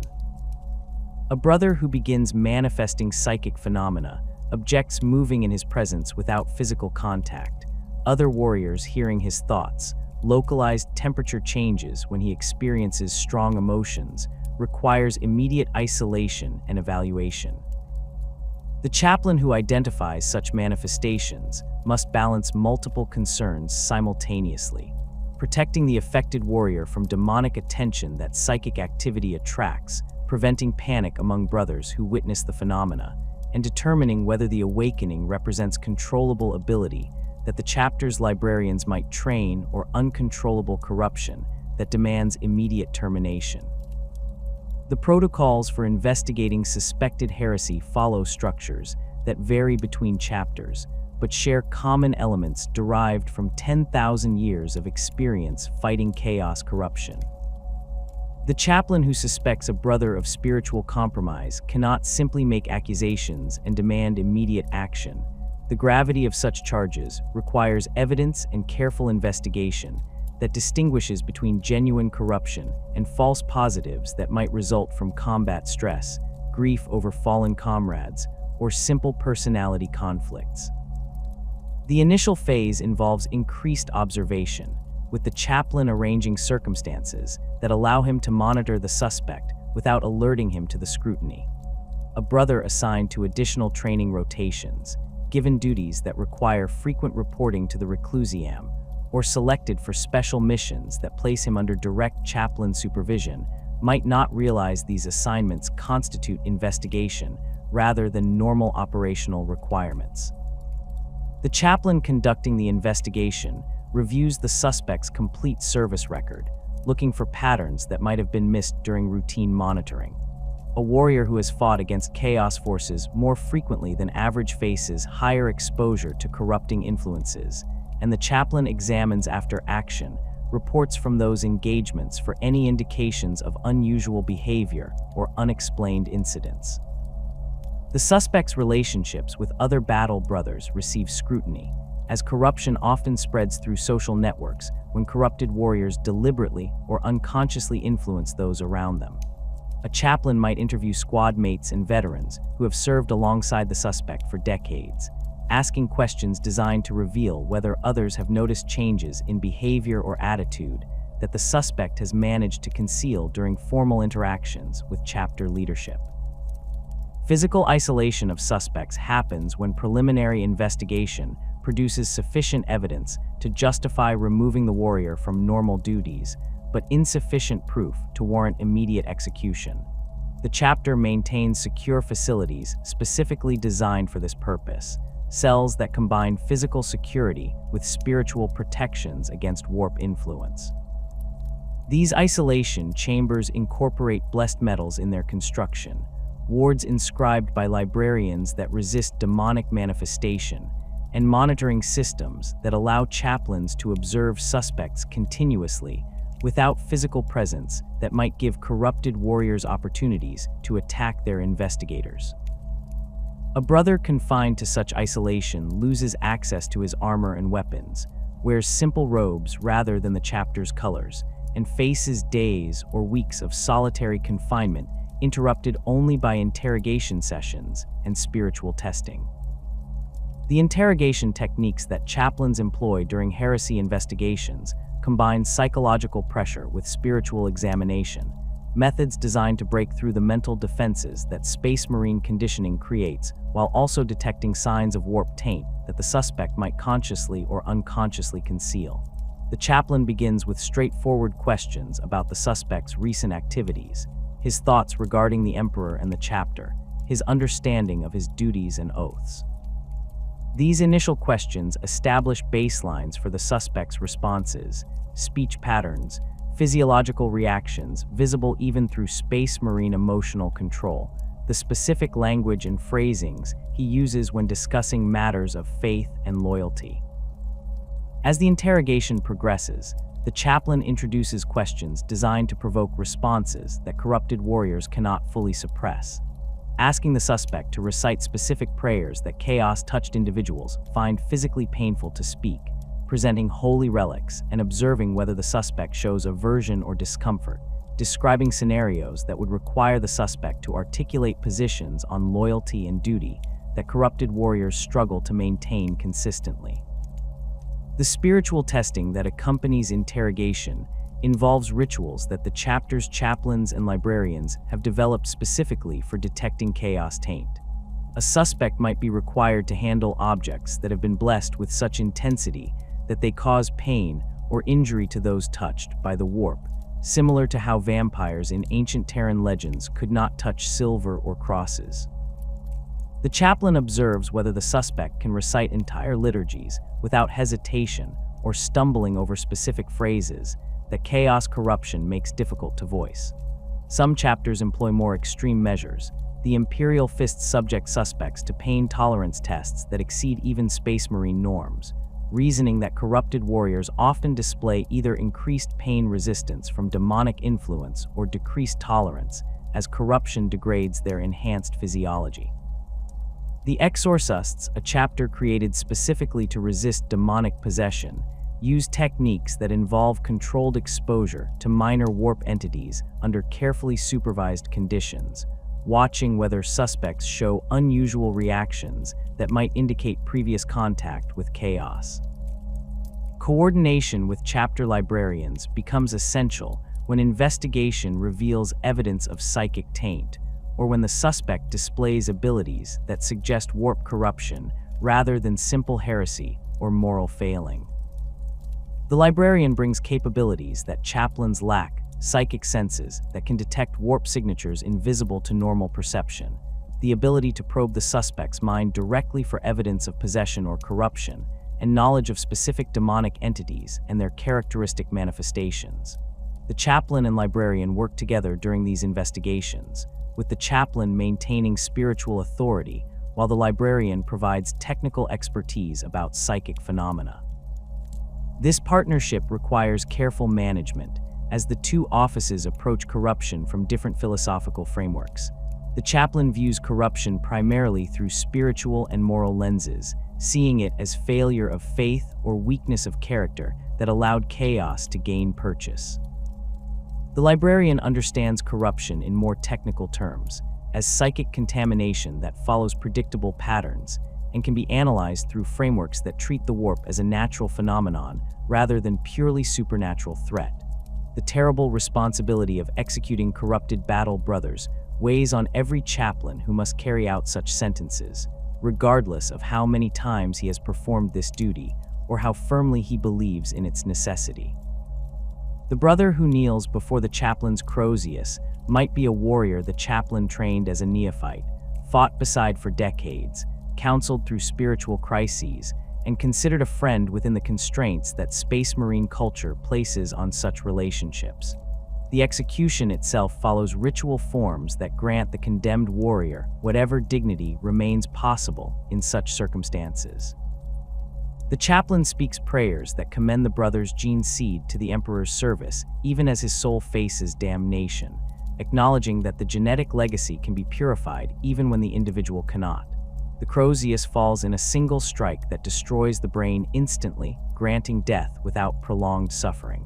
The body receives no honors, no placement in the chapter's crypts, no remembrance in the rolls of the honored dead. Instead, it burns in consecrated flames that reduce corrupted flesh to ash, with the chaplain speaking prayers of cleansing throughout the cremation to ensure no taint remains. The emotional aftermath of such executions affects even chaplains whose faith never wavers and who never question the necessity of their actions. The chaplain must return to his duties immediately, must continue serving as spiritual guide to brothers who knew the executed warrior, must maintain the appearance of absolute certainty and unwavering conviction that the chapter's survival requires. Some chapters recognize the psychological burden. This creates and provides mechanisms for chaplains to process these experiences, periods of meditation in the reclusiam, conversations with the reclusiarch or other senior chaplains who have faced similar situations, or temporary assignment to duties that do not involve direct contact with battle brothers who were close to the executed warrior. Other chapters expect their chaplains to carry these burdens without visible strain, viewing the ability to execute corrupted brothers without emotional compromise as a necessary qualification for the office. The relationship between chaplains and the Inquisition represents one of the most complex and potentially dangerous aspects of the chaplain's duties, as it requires balancing cooperation with an external imperial institution against the absolute necessity of maintaining chapter sovereignty and protecting chapter secrets from outside scrutiny. The Ordo Hereticus, responsible for investigating corruption among imperial servants including Space Marines, possesses theoretical authority to demand access to chapter facilities and personnel when heresy investigations touch on Adeptus Astartes activities. The Ordo Malleus, specializing in demonic threats, frequently operates in theaters where Space Marine chapters deploy against chaos forces and expects cooperation from chapter leadership when their investigations intersect. Inquisitors who arrive at chapter fortress monasteries or contact fleet-based chapters during campaigns carry the authority of the Emperor himself, warrants that theoretically supersede any objections chapter masters might raise about external interference in internal affairs.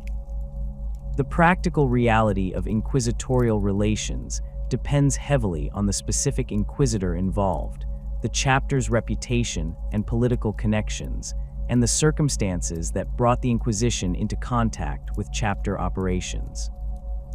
An inquisitor who approaches a chapter with respect for its autonomy and traditions, who requests cooperation rather than demanding submission, and who demonstrates understanding of Space Marine culture typically receives assistance that satisfies his investigative needs while respecting boundaries the chapter considers inviolable.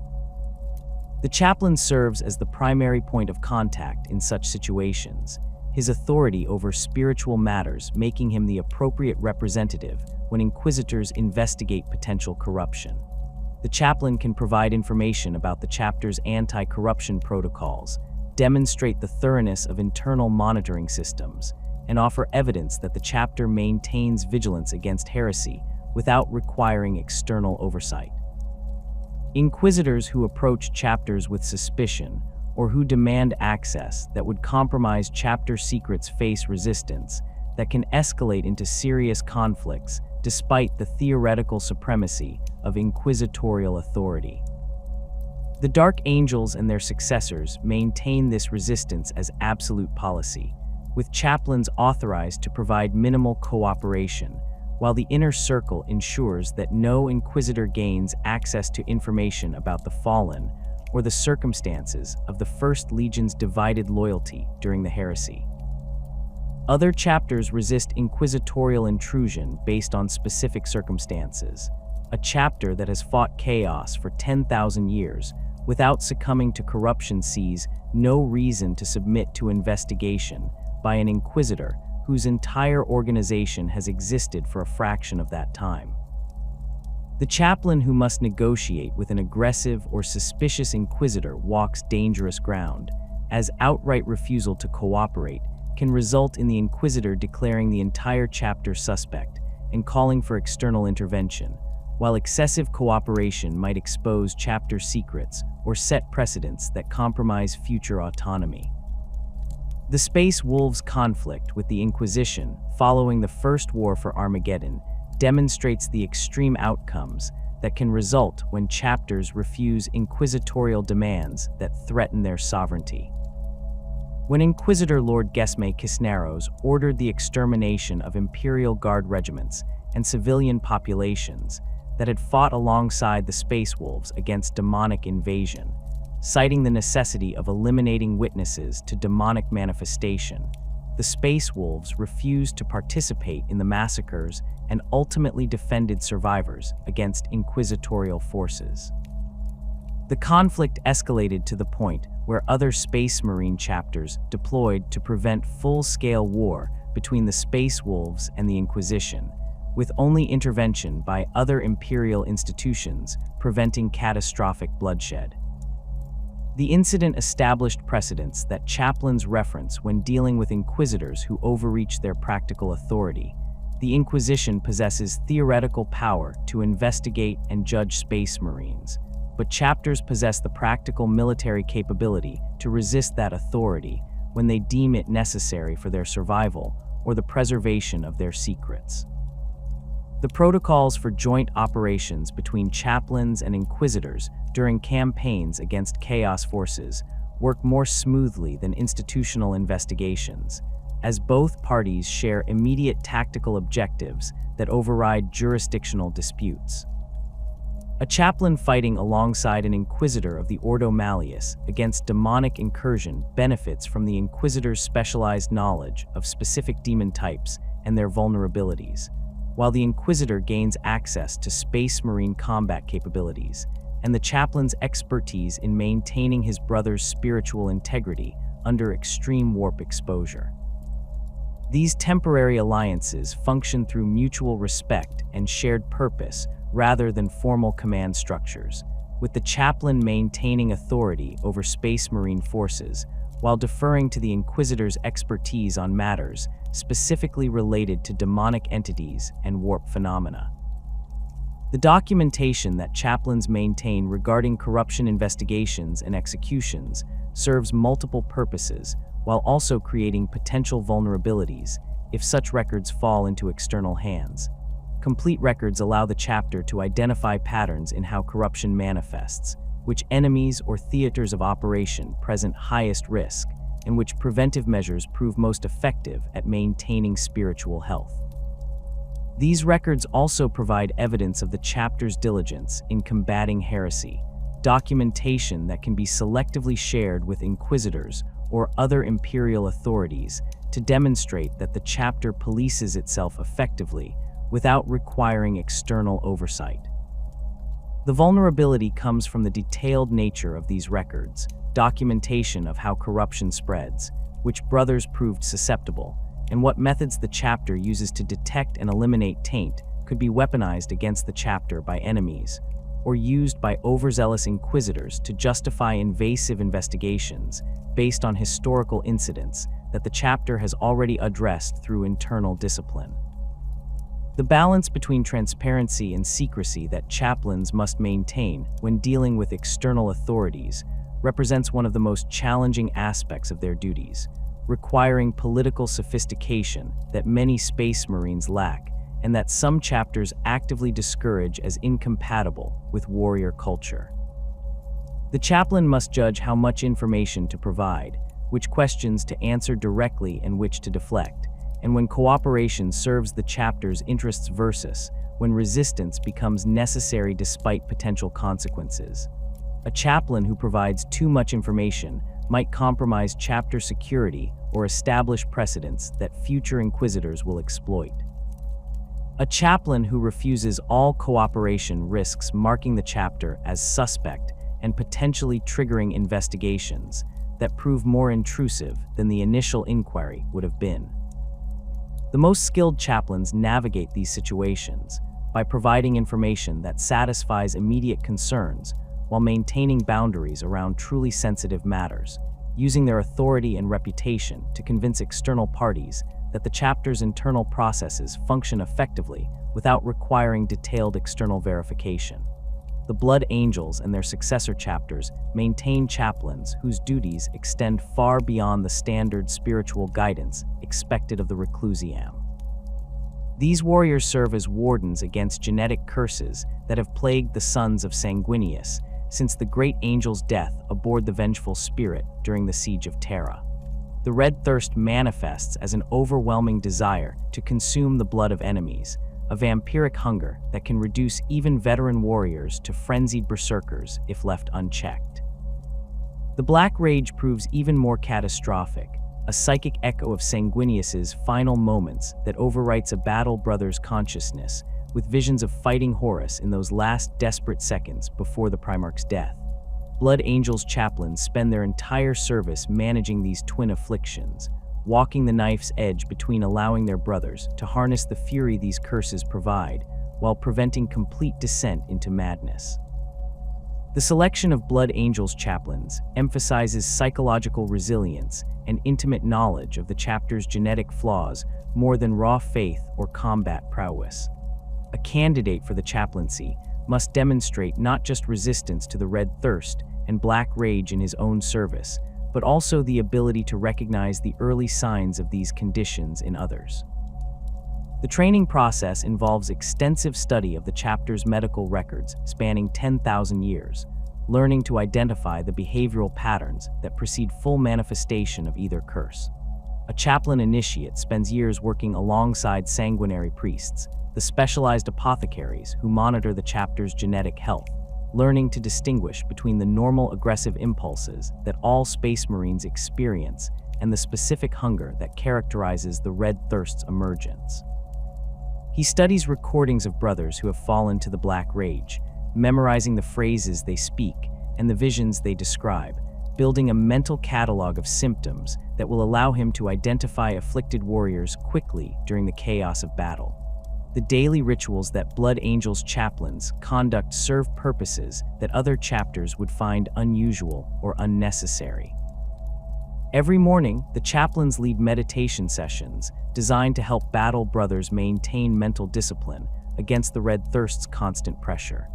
These meditations incorporate visualization techniques that the chapter's ancient chaplains developed through millennia of trial and error, mental exercises that help warriors separate their own thoughts from the genetic memories and urges that their gene seed carries.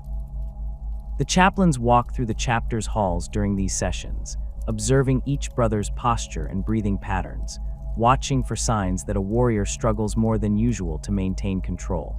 A brother whose hands shake slightly during meditation, whose jaw clenches too tightly, or whose breathing becomes irregular receives additional attention after the session ends, private counseling that addresses specific difficulties before they escalate into dangerous loss of control. The Blood Angels maintain a specialized rank within their chaplaincy that exists in no other chapter, the Chaplain of the Lost, also called the Redeemer of the Lost. This warrior bears responsibility for leading the Death Company, the brothers who have succumbed completely to the Black Rage, and now exist in a state of permanent delusion where they believe themselves to be Sanguinius fighting his final battle.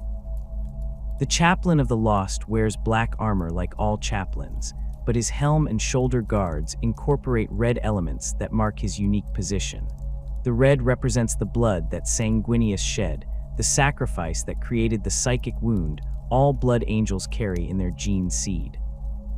The chaplain who accepts this position knows he will spend the remainder of his service fighting, alongside warriors who cannot truly recognize him, who see him as a figure from their visions, rather than as the brother who once trained or fought beside them before the rage claimed their minds. The Death Company chapel within every Blood Angel's fortress monastery or strike cruiser exists as a space of profound sorrow, decorated with murals depicting Sanguinius's final moments in artistic detail that would seem morbid to outsiders, but which the chapter considers necessary for honoring their Primarch's sacrifice. The Chaplain of the Lost maintains this chapel personally, ensuring the artwork remains pristine and that the space provides appropriate dignity for the brothers who will spend their final days confined here. When a battle brother falls to the Black Rage, the Chaplain of the Lost receives him into the chapel, speaking prayers that acknowledge the warrior's service, while accepting that the brother they knew has effectively died. The afflicted warrior receives the black armor and red crosses of the Death Company, marks that identify him as one who fights now for Sanguinius alone, no longer bound by tactical doctrine or chapter hierarchy. The process of preparing the Death Company for battle requires skills unique to Blood Angels chaplains, as these warriors cannot receive normal tactical briefings or follow complex orders. The Chaplain of the Lost uses specific phrases and imagery that penetrate the visions consuming the afflicted brothers, directing their fury toward objectives that serve the chapter's tactical needs. He might describe an enemy fortification as the walls of the vengeful spirit, or identify an opposing commander as one of Horus's lieutenants, creating narratives that align the Death Company's delusional perceptions with actual battlefield conditions. During combat, the chaplain fights at the Death Company's head, his crozius rising and falling as he smashes through enemy lines, while maintaining a constant stream of commands disguised as battle cries from the Siege of Terra. The other Blood Angels companies watch the Death Company advance with mixed emotions, pride in the savage effectiveness of these warriors who feel no pain and accept no retreat, grief for brothers they have lost to the curse, and fear that they too might one day join the black armored ranks. The Chaplain of the Lost faces the additional burden of determining when Death Company brothers have sustained injuries that will prove fatal even to Space Marine physiology. The afflicted warriors fight until their bodies physically fail, ignoring wounds that would force normal battle brothers to withdraw for medical treatment. The chaplain must judge when a brother has taken damage severe enough that recovery becomes impossible, and in those cases, he grants the Emperor's mercy with his crozius rather than allowing the warrior to suffer through a prolonged death. This execution differs fundamentally from killing a corrupted brother.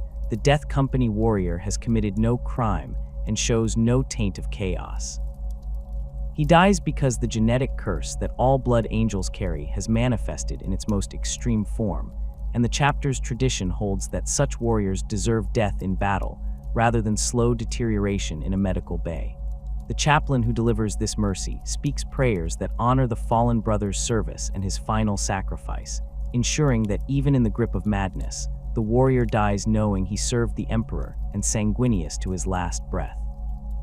The Blood Angels' successor chapters maintain similar traditions with variations that reflect their individual characters and the severity of their genetic curses. The Flesh Terrors suffer the Red Thirst and Black Rage more intensely than their parent chapter, with higher percentages of brothers falling to these afflictions and Death Company formations that sometimes outnumber the chapter's regular companies. Their chaplains operate under constant crisis conditions, managing a chapter that teeters perpetually on the edge of complete descent into berserker fury. The Flesh Terrors chaplains have developed more aggressive intervention techniques than their Blood Angels counterparts, willing to confine brothers who show even minor signs of losing control rather than risk allowing the conditions to progress. This creates tensions within the chapter, as warriors who believe they maintain adequate control resent being pulled from combat duties based on the chaplain's assessments. But the alternative, allowing afflicted brothers to remain in service until they fall completely to the rage, would accelerate the chapter's decline toward extinction. The Dark Angels present a completely different model of chaplain organization, one built around secrets and the burden of knowledge that cannot be shared. The chapter maintains two distinct levels of chaplain service: standard chaplains who serve the regular companies and know nothing of the chapter's hidden shame, and interrogator chaplains who belong to the inner circle and bear responsibility for hunting the fallen. This division creates a chaplaincy within the chaplaincy, with the interrogator chaplains maintaining authority over spiritual matters that the regular chaplains cannot even comprehend.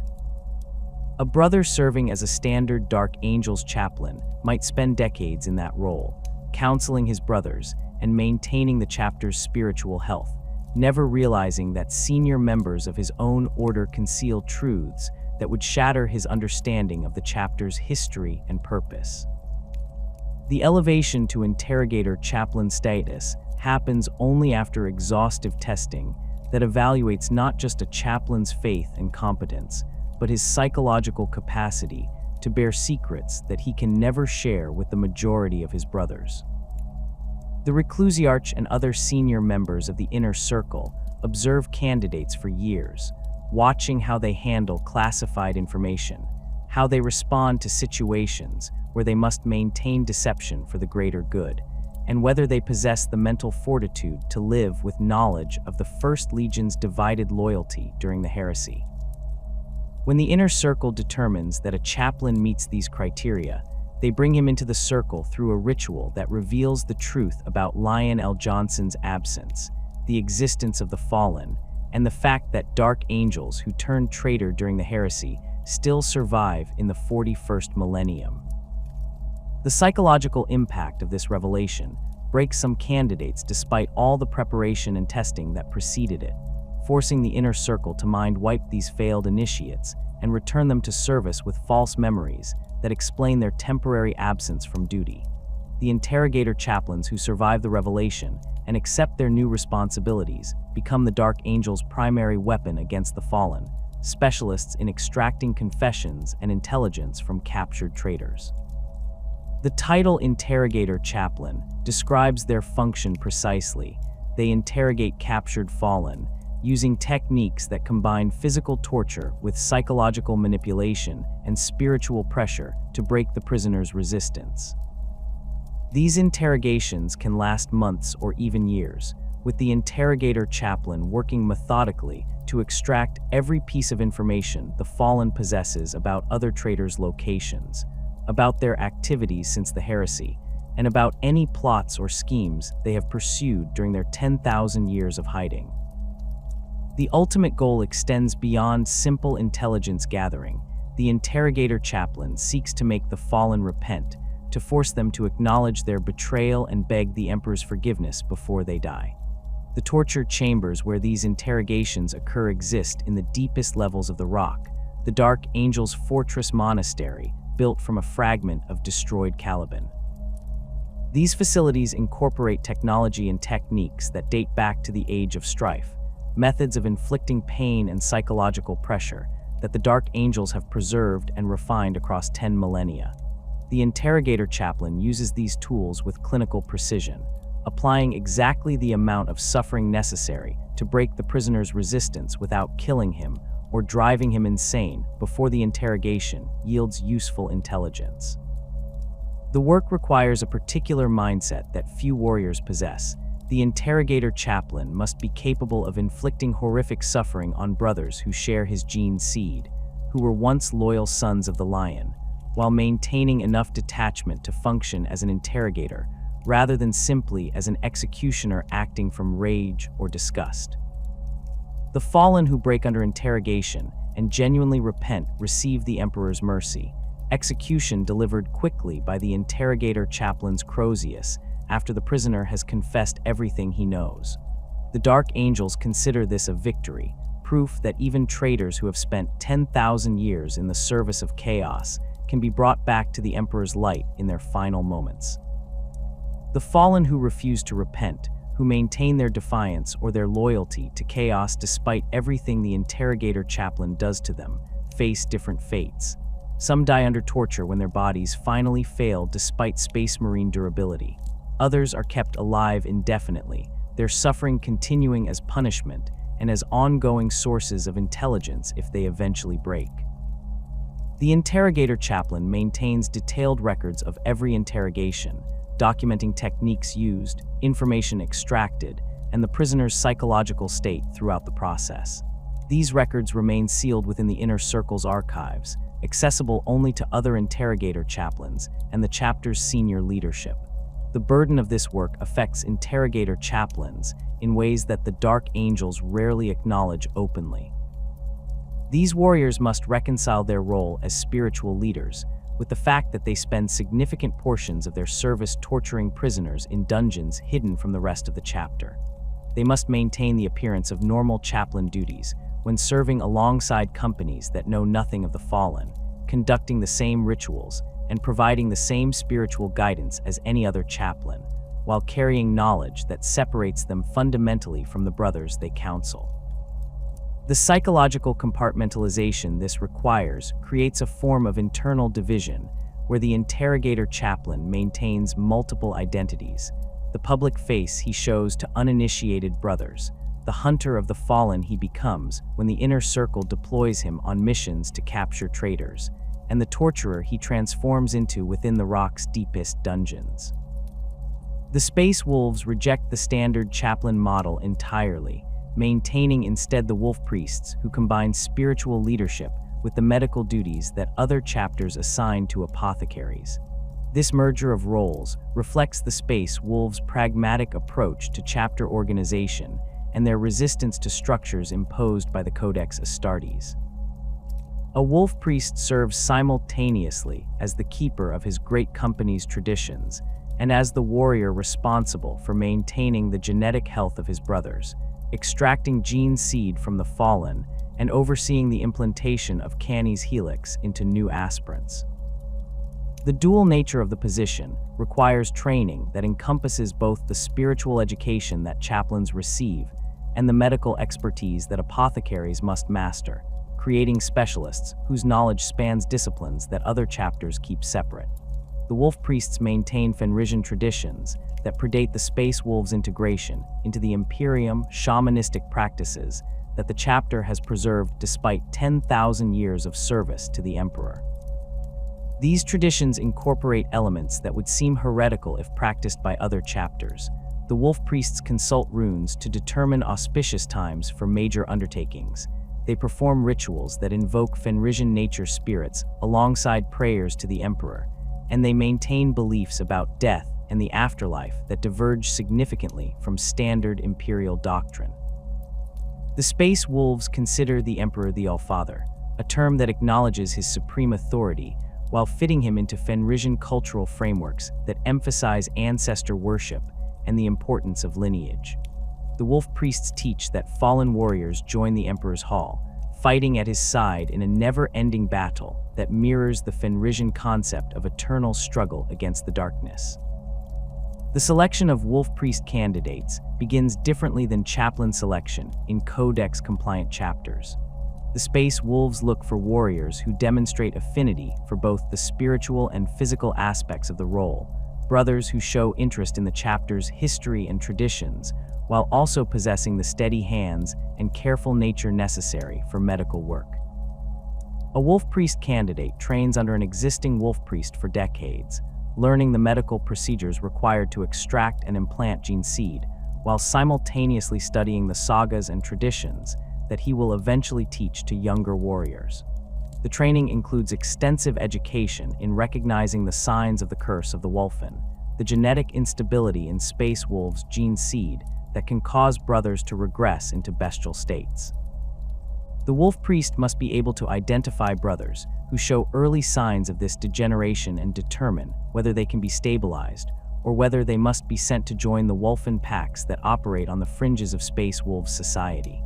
The wolf priests wear armor that combines elements from both chaplain and apothecary traditions, creating a distinctive appearance that marks them as unique within the Space Wolves and the wider Adeptus Astartes. Their armor incorporates the gray color scheme that all Space Wolves wear rather than the black that chaplains favor, maintaining visual unity with their great company while adding specific iconography that identifies their role. Wolf skulls and totems decorate their armor alongside medical equipment and gene seed extraction tools, the combination creating a visual representation of the dual nature of their position. Many wolf priests attach actual wolf pelts to their armor, the furs flowing from their shoulder guards or helms, in a display that connects them to Fenris's predatory wildlife and the chapter's Lupin identity. The Black Templars maintain a chaplaincy that reflects the chapter's crusading zeal and its rejection of the Codex Astartes' organizational principles. The chapter's permanent state of crusade, with forces scattered across the galaxy in dozens of independent crusade fleets, requires more chaplains than a standard chapter would maintain. Each crusade fleet includes multiple chaplains who serve not just as spiritual leaders, but as key figures in the command structure, often holding authority equal to or exceeding that of the marshals who lead the crusades in tactical matters. This elevation of chaplain authority stems from the Black Templars' extreme devotion to the Emperor and their belief that spiritual purity matters as much as tactical competence in determining a crusade's success or failure. The Black Templars' rejection of librarians places additional responsibilities on their chaplains, who must fulfill some of the functions that psychers handle in other chapters without possessing psychic abilities themselves. The chaplains serve as the primary defense against warp corruption and demonic influence, using faith and ritual rather than psychic powers to protect their brothers from chaos taint. They maintain extensive collections of prayers and wards that the chapter has accumulated across centuries of fighting against demonic enemies, spiritual weapons that the chaplains believe carry power equal to any psychic ability. When Black Templars face enemies who employ sorcery or demonic allies, the chaplains lead the response, their voices raised in prayers of banishment and protection, while their brothers advance into combat trusting that faith will shield them from warp-born attacks. The zealous fury that characterizes Black Templars' combat doctrine receives constant reinforcement from their chaplains, who preach a particularly aggressive interpretation of the Emperor's purpose and humanity's manifest destiny to conquer the galaxy. Black Templars' chaplains teach that mercy shown to Xenos or heretics constitutes betrayal of the Emperor's vision, that compromise or negotiation with the Imperium's enemies represents weakness that dishonors the chapter and the Primarch. This absolute stance creates a chapter culture where brothers compete to demonstrate their devotion through increasingly aggressive prosecution of crusade objectives, with chaplains serving as both the source of this competitive zeal and the moderating influence that prevents it from degenerating into mindless violence that would compromise tactical effectiveness. The chaplains play central roles in the Black Templars' unique recruitment practices, which differ significantly from the controlled selection processes that most chapters employ. The Black Templars recruit from worlds they encounter during their crusades rather than maintaining dedicated recruitment worlds, taking candidates from populations that have just witnessed the chapter's military prowess. The chaplains oversee the testing of these aspirants, evaluating not just their physical capabilities, but their capacity for the absolute faith that Black Templars' service requires. An aspirant who shows doubt, who questions the righteousness of the chapter's actions, or who cannot embrace the uncompromising hatred that Black Templars direct at all enemies receives rejection regardless of his physical potential. The chapter seeks warriors who will fight with complete conviction, who will never hesitate or question orders, who will pursue crusade objectives with single-minded determination until victory or death. Reclusiarch Grimaldus of the Black Templars earned his place in imperial history through actions that exemplified everything a chaplain represents: unwavering faith, tactical brilliance combined with spiritual leadership, and the ability to inspire warriors to achieve victories that rational analysis would deem impossible. The Third War for Armageddon tested the Imperium's resolve as Gaz Kulthraka returned to the Hive world with a war of unprecedented size, millions of orcs descending on a planet whose strategic importance made its loss unthinkable. The Black Templars deployed significant forces to Armageddon's defense, and High Marshal Helbrecht assigned Grimaldus to lead the defense of Hive Hellsreach, a massive industrial complex whose manufactorums produced weapons and equipment crucial to the Imperial war effort across the sector. The assignment carried implications that Grimaldus understood immediately.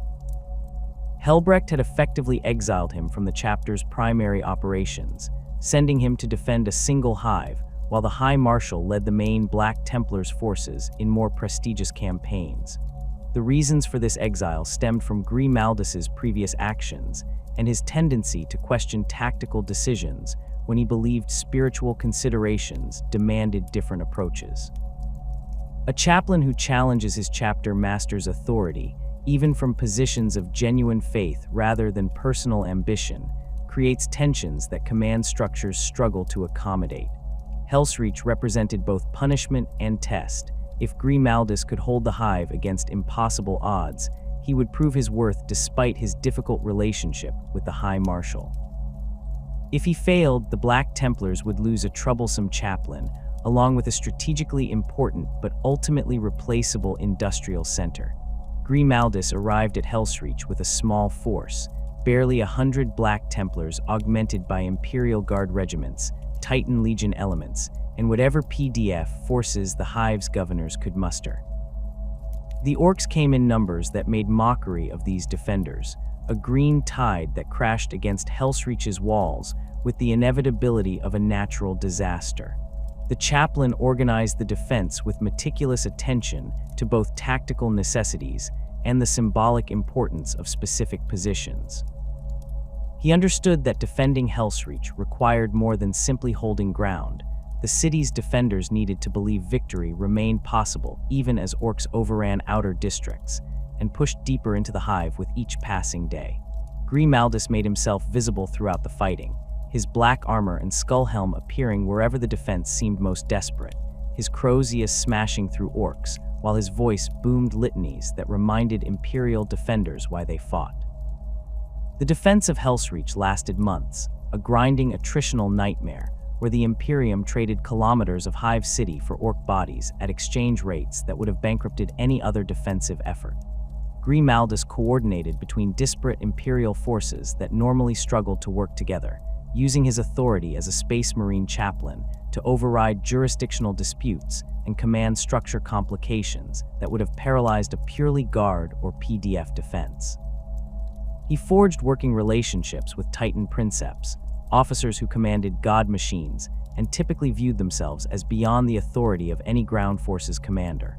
The chaplain's force of personality and his obvious competence convinced these proud warriors to accept his tactical direction, integrating Titan firepower into defensive plans that maximized the war machine's devastating capabilities while protecting them from orc mobs that could swarm and disable even these colossal weapons. The Temple of the Emperor Ascendant became the symbolic heart of Hellsreach's defense, a massive cathedral that dominated the Hive's skyline and represented Imperial faith in physical form. Grimaldus recognized the temple's propaganda value immediately. If it fell, the psychological impact would ripple through every Imperial defender in the Hive, confirmation that the Emperor had abandoned Hellsreach to the Xenos. The chaplain assigned significant forces to the temple's defense and personally led counterattacks when orcs breached its walls. The fighting inside the cathedral tested even Space Marine capabilities, as orcs poured through shattered stained glass windows and broken doors, while Imperial forces fought room to room through spaces designed for worship rather than warfare. Grimaldus's crozius arcanum shattered orc skulls against marble floors consecrated to the Emperor's glory, the symbolism of defending holy ground while wielding a weapon that embodied spiritual authority, creating moments of transcendent purpose amid the horror of urban combat. The arrival of a massive orc gargant, a walking fortress that towered over the surrounding hive structures, represented the crisis point where Hellsreach's defense seemed certain to fail. These super heavy war machines carried firepower capable of leveling city blocks with single salvos, and their armor resisted all but the most powerful Imperial weapons. The Gargant advanced toward the Temple of the Emperor Ascendant, its weapons reducing defensive positions to rubble, while orc mobs followed in its wake. Grimaldus coordinated a desperate counterattack that combined remaining Titan assets, Space Marine firepower, and suicidal Guard infantry charges, designed to distract the Gargant's crew long enough for heavier weapons to target critical systems. The chaplain led Black Templars into the Gargant's interior after Titan weapons breached its armor, fighting through cramped corridors filled with orcs while searching for the reactor that powered the massive war machine. The crozius proved ideal for this close-quarters butchery, its power field pulverizing orcs in spaces too confined for proper swordsmanship or bolter fire. The Gargant's destruction came at costs that decimated Grimaldus's forces, but the psychological impact of watching the massive war machine collapse into its own wreckage revitalized Imperial defenders throughout Hellsreach. The Chaplain had demonstrated that even the orcs' most powerful weapons could be defeated through faith and determination backed by tactical competence. The defense continued for weeks after the Gargant's fall, with Grimaldus leading increasingly desperate stands as his force dwindled to handfuls of survivors holding positions that should have required companies. The Chaplain's personal tally of orcs killed exceeded counts that most warriors would accumulate across entire campaigns, his armor covered in Xeno's blood and impact damage that the Black Templar's artificers would later preserve as testament to the siege's intensity. Relief forces arrived to find Hellsreach still in Imperial hands, though barely. Grimaldus had held the hive through combination of tactical brilliance, inspirational leadership, and sheer bloody-minded refusal to accept defeat. The Chaplain's reputation transformed overnight from exiled troublemaker to hero of Hellsreach, a title he neither sought nor particularly wanted, but which followed him for the rest of his service. High Marshal Helbrecht's reception of Grimaldus after the siege demonstrated the complex dynamics that govern relationships between chapter masters and strong-willed chaplains. The High Marshal acknowledged the victory and honored Grimaldus's achievement, while also maintaining distance that suggested their fundamental disagreements remained unresolved. Grimaldus returned to active service with the main chapter forces, his authority enhanced by Hellsreach's defense, but his relationship with chapter leadership still marked by tensions that would surface in future campaigns. Astoreth the Grim occupies a position unique within the Adeptus Astartes, serving not just as Master of Sanctity for the Blood Angels, but as the High Chaplain of the Redeemer who ministers to all successor chapters that carry Sanguinius's gene seed. His authority transcends normal chapter boundaries, allowing him to travel freely between Blood Angels' successors and to make judgments regarding brothers who have fallen to the Black Rage, regardless of which chapter they serve. This unprecedented authority stems from the severity of the genetic curse that afflicts all sons of Sanguinius, and the recognition that managing this curse requires coordination across all chapters that share the great angel's legacy.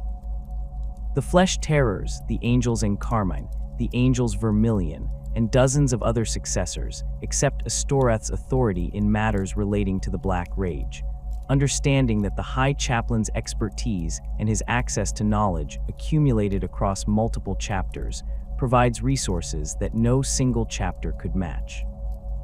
Astoreth's physical appearance reflects the grim duty he performs, his armor decorated with imagery of death and judgment that exceeds even normal chaplain iconography in its morbid intensity. The executioner's axe he carries instead of a standard crozius serves as both weapon and symbol, its massive blade capable of decapitating space marines in single strikes. The axe represents mercy and necessity combined. When Astoreth arrives at a chapter's fortress or fleet, brothers know he comes to deliver the Emperor's peace to those lost beyond redemption. The High Chaplain maintains detailed records of every Blood Angel's successor, chapter's genetic health, tracking rates of Black Rage manifestation, identifying patterns in which brothers prove most susceptible, and noting any variations in how the curse manifests across different gene seed lineages. This documentation allows him to provide counsel to chapter masters and sanguinary priests about managing their genetic heritage, advice informed by data spanning thousands of chapters and tens of thousands of individual cases. The High Chaplain's travels take him across the Imperium on circuits that can last decades, visiting successor chapters to assess their spiritual and genetic health while also responding to emergency summons when chapters face crises related to the Black Rage. A chapter that experiences sudden increases in Black Rage manifestation might request Astoreth's presence, hoping his expertise can identify causes and solutions that the chapter's own chaplains and sanguinary priests cannot determine. The High Chaplain arrives with authority to examine chapter records that would normally remain sealed from outsiders, to interview brothers about their experiences with the Red Thirst, and to observe Death Company formations during combat operations. His assessments carry weight that chapter masters cannot ignore, as Astoreth speaks with authority derived from Sanguinius himself and backed by knowledge that encompasses the entire legacy of the Ninth Legion. The delivery of the Emperor's mercy to brothers lost to the Black Rage represents Astoreth's most visible and emotionally demanding duty. When a brother falls completely to the curse, consumed by visions of Sanguinius's death to the point where he can no longer function even as part of a death company, the High Chaplain administers final rites before executing the afflicted warrior with the executioner's axe. These killings happen with ceremony that honors the fallen brother's service while acknowledging the tragedy of his fate. Astoreth speaks prayers that recount the warrior's achievements, listing battles fought and enemies defeated, ensuring that the brother's final moments include recognition of everything he accomplished before the curse claimed him. The axe falls cleanly, death instantaneous and painless, the High Chaplain's centuries of experience ensuring he never botches an execution or prolongs suffering through imprecise strikes.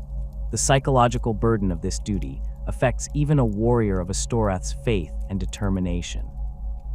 He has executed thousands of brothers across his centuries of service, each one a son of Sanguinius, whose genetic heritage connects him to the High Chaplain through bonds that transcend normal brotherhood.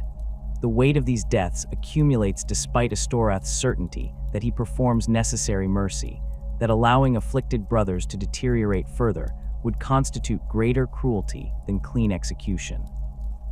The High Chaplain's demeanor reflects this burden. He speaks rarely except when duty requires, his presence creating atmospheres of somber reflection rather than the inspirational fervor that other chaplains generate. Brothers who serve alongside Astoreth describe him as carrying visible sorrow, a grief that never fully manifests but which colors every interaction and every moment of his service. Master of Sanctity Cassius of the Ultramarines represents a different model of legendary chaplain, his reputation built not through single dramatic victories, but through centuries of consistent service and particular expertise in prosecuting wars against the Tyranids. The Great Devourer's arrival in the galaxy during the late 41st millennium presented threats that conventional imperial military doctrine struggled to address, as the Tyranid hive fleets operated through biological and psychic mechanisms that defied standard tactical analysis. Cassius dedicated himself to understanding these xenos, studying their behavior patterns, their biological adaptations, and the psychological impact they inflicted on imperial forces who faced swarms that seemed endless and unstoppable. His expertise made him the Imperium's foremost authority on maintaining morale and spiritual health during anti-Tyranid operations, knowledge he shared with other chapters through tactical briefs and training programs that helped Space Marines across the Imperium fight more effectively against the Hive fleets. The physical scars Cassius bears from his encounters with Tyranids mark him as a warrior who has faced the Great Devourer at close range and survived experiences that killed most who endured similar exposure. His face shows damage from Tyranid bioacid, the left side of his skull partially exposed where flesh and skin were dissolved during combat inside a bioship. The Ultramarines' apothecaries reconstructed what they could, but Cassius refused cosmetic repairs that would have hidden the scars, choosing instead to wear his disfigurement as testimony to the Tyranid threat's reality. The exposed bone and acid-scarred tissue create an appearance that unsettles even other Space Marines, a reminder that the Great Devourer consumes everything it touches, and that survival against Tyranids often means accepting permanent damage that lesser warriors would consider crippling. Cassius's hatred for Tyranids exceeds normal Space Marine animosity toward Xenos, approaching the kind of focused loathing that chaplains usually direct only at Chaos forces. This hatred stems from watching the creatures consume entire worlds, from seeing populations numbering billions reduced to biomass that feeds the Hive fleet's endless hunger. The chaplain has stood on worlds in the final hours before Tyranid consumption rendered them lifeless rocks, has witnessed the systematic stripping of every organic molecule from planets that once supported thriving civilizations. These experiences fuel a determination to destroy Tyranids wherever they appear, a commitment that has led Cassius to volunteer for the most dangerous anti-Tyranid operations and to develop tactical doctrines specifically designed to maximize space marine effectiveness against hive fleet organisms.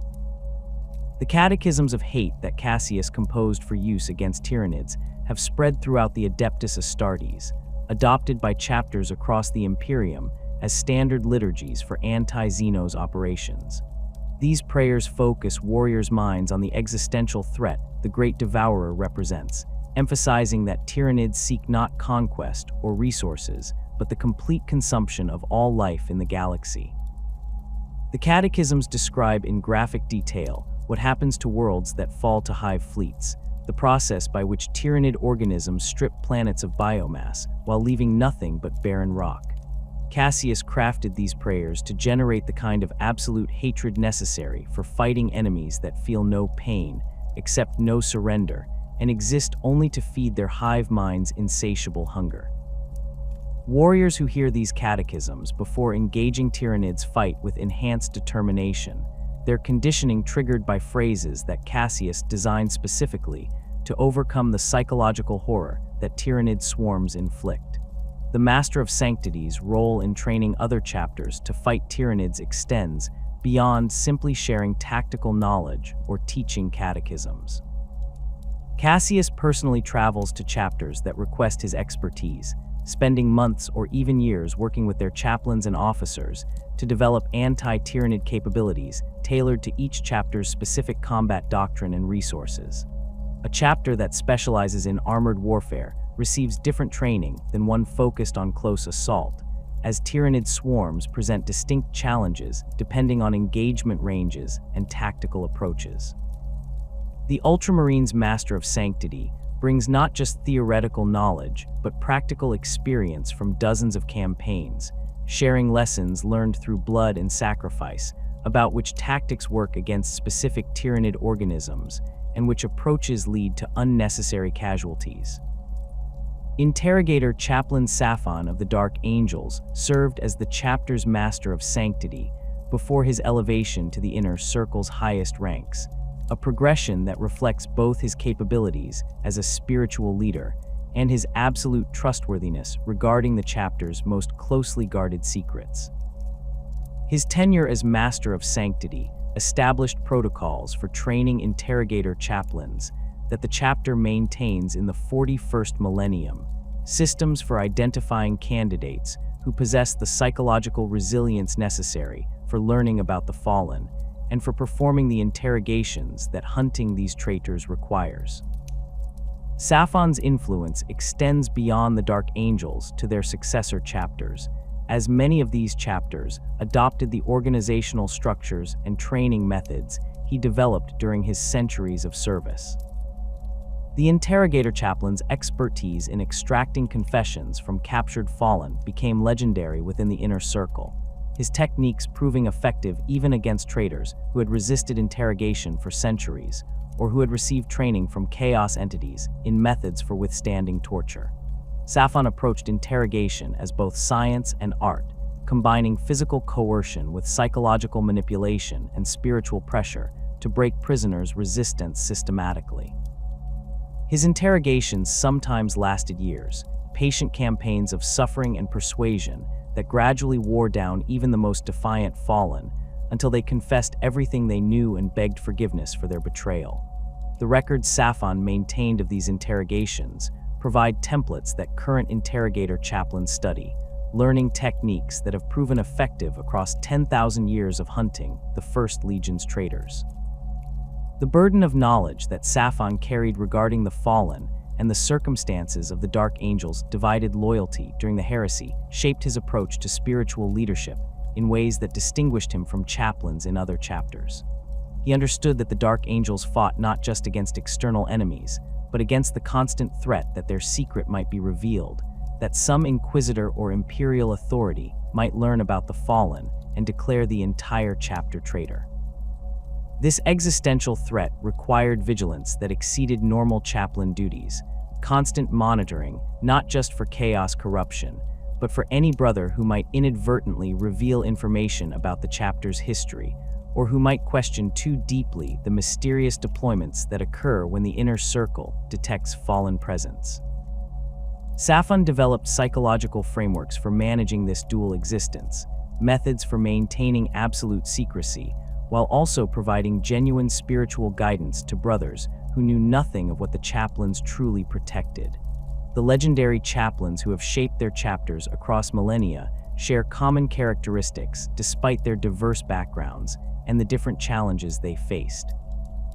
Each demonstrated absolute faith in the Emperor and unwavering commitment to their chapter's survival and spiritual health.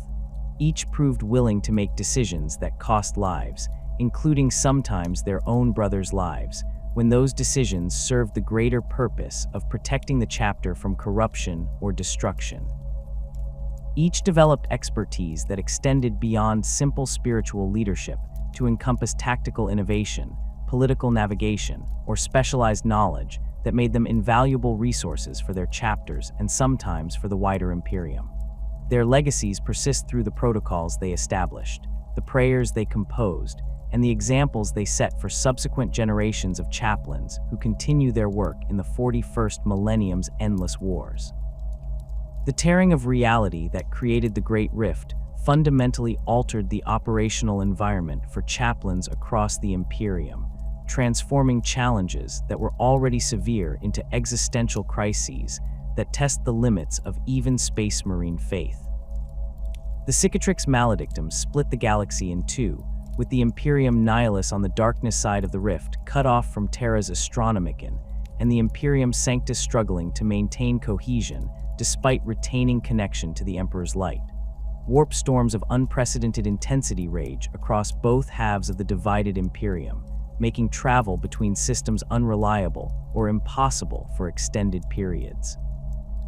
Demon incursions that once required specific circumstances to manifest now occur with terrifying frequency, as the barrier between real space and the immaterium has weakened to the point where chaos entities can force their way through with minimal preparation. The chaplains who serve chapters operating in this new reality face corruption, threats that dwarf anything their predecessors encountered during the previous 10 millennia. The psychological impact on battle brothers who witness the galaxy literally torn apart cannot be overstated. Space Marines whose conditioning normally renders them immune to despair and doubt find themselves questioning whether the Imperium can survive this catastrophe, whether the Emperor's purpose remains achievable when reality itself seems to reject humanity's continued existence. Chaplains report increased incidents of brothers experiencing what earlier generations would have called crisis of faith, not corruption or heresy, but genuine spiritual struggles as warriors try to reconcile their training and beliefs with the evidence of their own eyes. A battle brother who has fought for centuries maintaining absolute certainty in humanity's eventual triumph confronts a galaxy where entire sectors disappear into warp storms, where demon princes walk openly on worlds that were loyal Imperial territory weeks earlier, where the very stars seem to dim as chaos advances. The chaplain must provide answers to questions that have no satisfying responses, must maintain morale when rational analysis suggests the situation verges on hopeless. The increased importance of chaplains in the era Indomitus manifests through expanded responsibilities that go beyond traditional spiritual leadership. Chapter masters who once consulted their reclusiarchs primarily on matters of doctrine and tradition now rely on them as essential advisors for operational planning, recognizing that every campaign in the current environment carries spiritual dimensions that tactical analysis alone cannot address. A mission to relieve a besieged world might seem straightforward, until intelligence reveals that the defenders have been isolated for months with no contact from the wider Imperium, raising questions about whether chaos corruption has taken root during that isolation. The chaplain must assess whether the chapter can risk deploying forces to a world that might already be compromised, whether the defenders can be trusted to fight alongside Space Marines rather than against them, and what protocols should govern contact with populations that have survived extended exposure to warp phenomena. The integration of Primaris Space Marines into existing chapters presented chaplains with challenges that required delicate navigation between honoring tradition and accepting necessary change. When Robute Guilliman returned and launched the Indomitus Crusade, he brought with him the fruits of Archmagos Belisarius Call's 10,000-year project, new Space Marines created from improved gene seed and enhanced implantation procedures, warriors who stood taller and fought more effectively than their firstborn brothers. The chapters that received these reinforcements faced immediate cultural tensions, as battle brothers who had served for centuries found themselves fighting alongside warriors who lacked their experience and history, but who possessed physical advantages that the older gene seed could not match. The Primaris Marines brought their own traditions and organizational structures, training methods developed on Mars rather than in chapter fortress monasteries, and sometimes attitudes that reflected Guilliman's direct influence rather than chapter-specific culture. The chaplains became bridges between these two populations, warriors whose spiritual authority transcended the physical differences, and whose responsibility for maintaining chapter unity demanded they find ways to forge single brotherhoods from what could easily have become divided forces. A chaplain conducting indoctrination for newly arrived Primaris Marines must teach them chapter traditions and history, while also acknowledging their unique origins and the different path they took to becoming Space Marines. The challenge intensifies when dealing with chapters whose traditions diverge significantly from Codex standards. A Primaris Marine trained in Guilliman's methods arrives at the Space Wolves expecting standard Space Marine culture, and instead encounters warriors who howl like wolves, drink alcohol that would kill baseline humans, and maintain shamanistic practices that seem heretical to outsiders. The wolf priests must somehow integrate these new brothers into a culture that deliberately rejects the standardization the Primaris program represents, finding common ground between Fenrisian tradition and Martian innovation. The firstborn battle brothers' reactions to Primaris reinforcements ranged from grateful acceptance to barely concealed resentment, with chaplains managing the full spectrum of responses while preventing tensions from escalating into open conflicts. Veterans who had fought for centuries without reinforcements welcomed the Primaris as necessary additions to chapters that had been ground down by endless warfare, their pragmatism overriding any concerns about tradition or cultural differences. Other warriors viewed the Primaris as replacements rather than reinforcements, seeing in these new Marines evidence that the Imperium considered the firstborn obsolete or insufficient. The most extreme reactions came from chapters with particularly strong traditions, or those who had suffered recent losses that made them sensitive to perceived criticism of their capabilities. A chapter that had just lost its chapter master in a heroic last stand might interpret the arrival of Primaris reinforcements as implicit judgment that the chapter's sacrifices had been inadequate, that they needed superior warriors to accomplish what they had failed to achieve. The chaplains addressed these tensions through careful emphasis on shared purpose and the fundamental unity that binds all Space Marines regardless of their physical differences or origins. A chaplain leading a combined formation of firstborn and Primaris Marines delivers liturgies that stress their common gene seed heritage, their shared oaths to the Emperor, and their identical dedication to the chapter's traditions and honor. He arranges training exercises that require firstborn and Primaris squads to work together, creating situations where they must rely on each other's strengths and learn to operate as unified forces rather than separate populations. The chaplain identifies warriors on both sides who demonstrate particular skill at bridging the cultural divide and elevates them as examples, showing through their actions that integration serves the chapter better than maintaining artificial divisions based on origin or physical characteristics. The theological implications of Robute Guilliman's return challenged chaplains in ways that 10,000 years of service had not prepared them to address. The Primarch walked among the Imperium once more, a demigod whose genetic legacy every Ultramarine and their successors carried within their own bodies, whose words had shaped Space Marine doctrine through the Codex Astartes, and whose authority derived directly from the emperor himself. The chaplains who served Guilliman's bloodline found themselves ministering to warriors who could see and speak with their Gene Father, who received orders directly from the Primarch, rather than through the layers of command structure and tradition that had governed chapter operations for millennia. This proximity to living divinity forced fundamental questions about the nature of faith and authority. If the Primarch himself provides guidance, what role remains for chaplains who interpret his ancient writings? If Guilliman establishes new doctrine, how do chapters reconcile this with traditions they have maintained since the Second Founding? The Primarch's own complicated relationship with the imperial cult added layers of complexity to these theological challenges.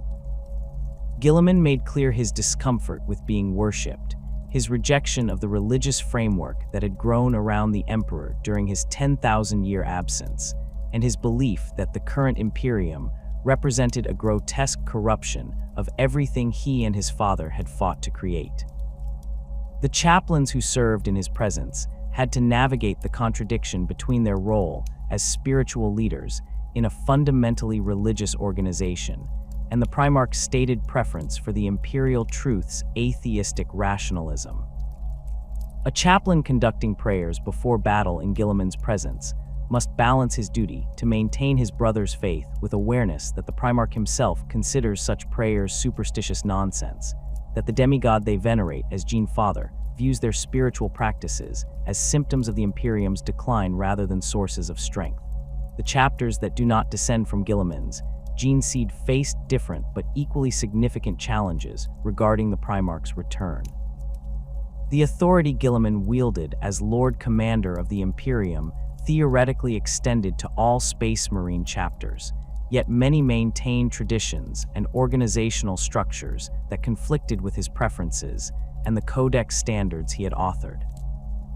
The Space Wolves continued to organize themselves into great companies that exceeded Codex company sizes, maintained wolf priests instead of separate chaplains and apothecaries, and showed no interest in adopting the tactical flexibility that Guilliman considered essential for modern Space Marine operations. The Black Templars had spent 10,000 years on permanent crusade, their chapter strength far exceeding the 1,000-warrior limit the Codex mandated, their zealous faith representing exactly the kind of religious excess that Guilliman found problematic. The Dark Angels maintained secrets that they could not reveal even to a returned Primarch, information about the Fallen that would remain concealed regardless of what authority demanded its disclosure. The chaplains in these chapters found themselves defending traditions against a Primarch whose authority derived from the Emperor himself, a position that required careful articulation of why their chapter's specific practices served the Imperium despite diverging from Guilliman's preferences.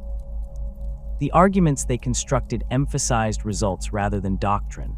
The Space Wolves had fought loyally for 10,000 years, their methods proven effective across countless campaigns, regardless of whether they matched Codex standards. The Black Templars' crusading zeal had reclaimed worlds and destroyed enemies that more conservative chapters might have avoided, their numbers justified by the scope of their operations, and their refusal to maintain a home world that would require garrison forces. The success of these arguments varied depending on circumstances and the specific representatives Guilliman sent to evaluate non-Codex chapters, but the fundamental tension remained unresolved. Chapters that had operated independently for millennia now faced a returned Primarch whose vision of what Space Marines should be did not necessarily accommodate the diversity that had developed during his absence. The Primaris Marines who joined non-Codex chapters brought additional complications, as these warriors had been trained according to Guilliman's specifications and sometimes struggled to adapt to chapter cultures that deliberately rejected those standards. A Primaris Marine assigned to the Black Templars must learn to channel his training into the chapter's crusading methodology, to embrace zealous faith that his Martian instructors would have considered excessive, and to accept that the tactical flexibility he learned might be subordinated to the chapter's preference for aggressive assault regardless of circumstances.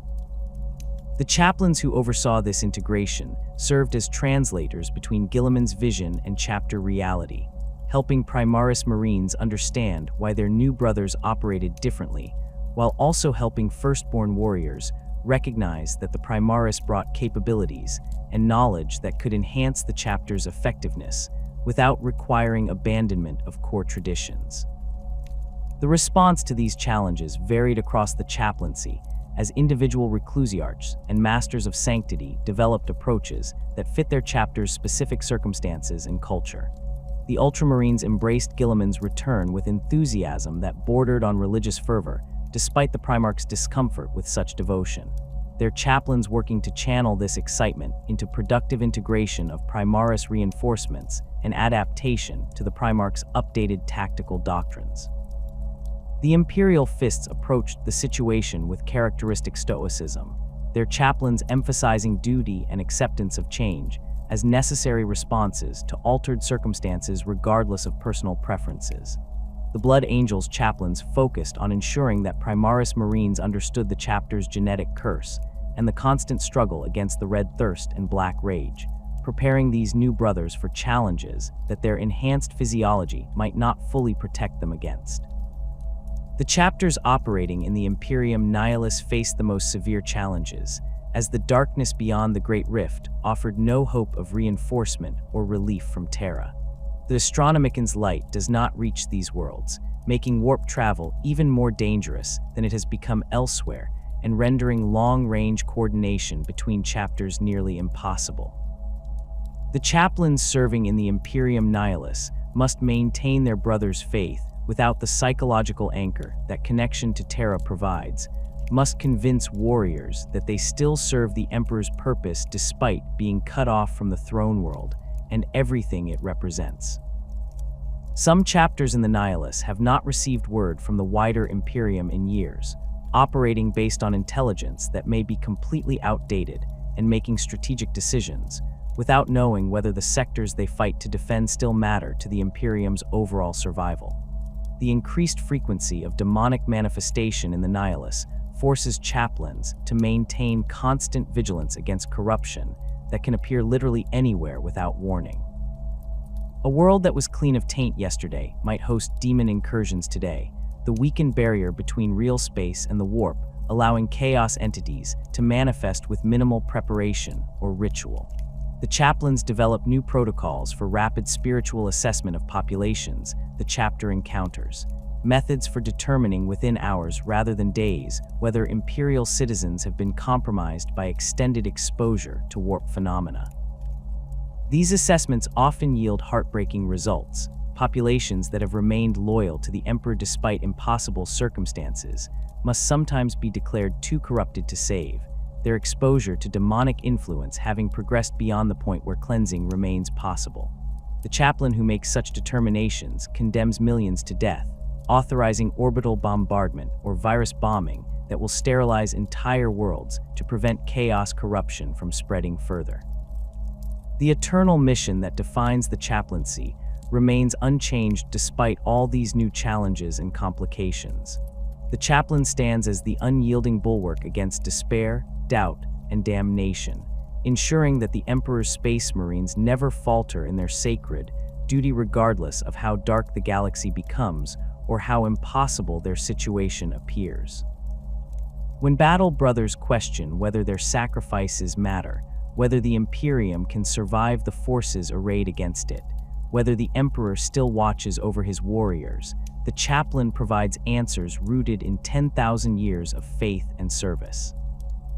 He reminds them that previous generations faced challenges that seemed equally insurmountable: the Horus Heresy that nearly destroyed the Imperium at its birth, the Age of Apostasy that saw the ecclesiarchy turn against itself, the War of the Beast that brought orcs to Terra's doorstep.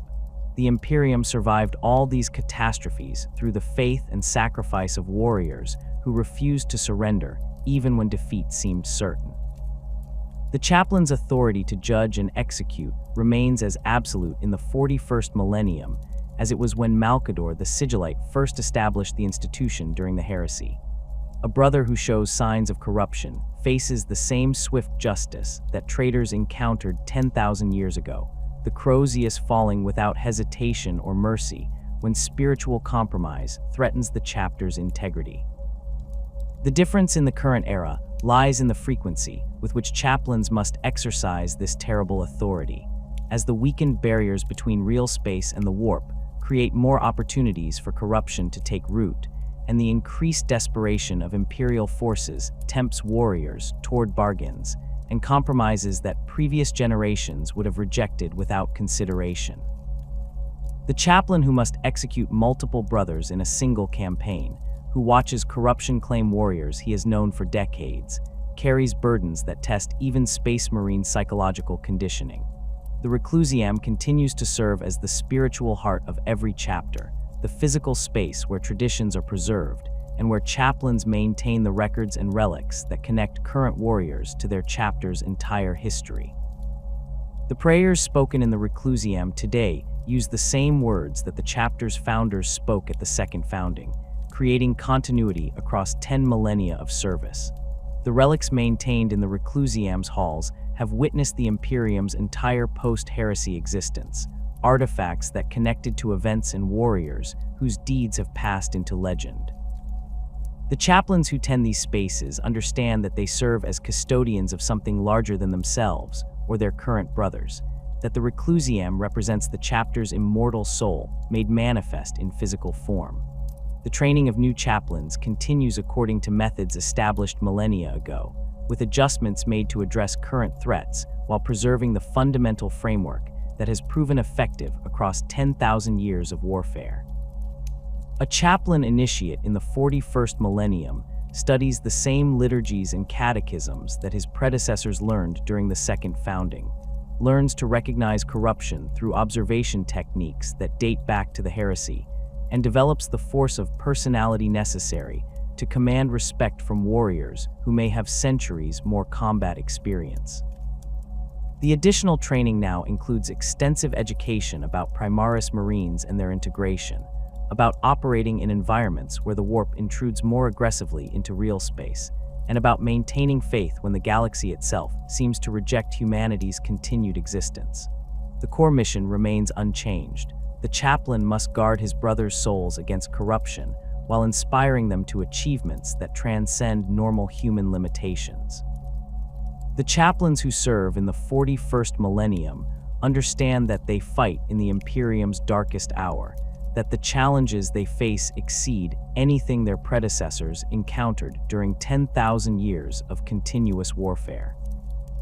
The Great Rift has fundamentally altered the strategic situation. The return of Guilliman has created theological complications that remain unresolved, and the integration of Primaris Marines continues to generate tensions that chaplains must manage, while also prosecuting wars against enemies that threaten humanity's survival. Yet these warriors maintain their vigil with the same absolute faith that sustained the first chaplains who served during the heresy, the same unwavering commitment to the Emperor's purpose that has characterized the reclusium since its founding. They stand in black armor wearing death's face, their crozii raised against the darkness, their voices speaking prayers that have echoed through 10 millennia of humanity's struggle for survival. As long as chaplains maintain their eternal vigil, as long as they guard the souls of the Emperor's finest warriors against corruption and despair, the Space Marines will continue to fight, and the Imperium will endure.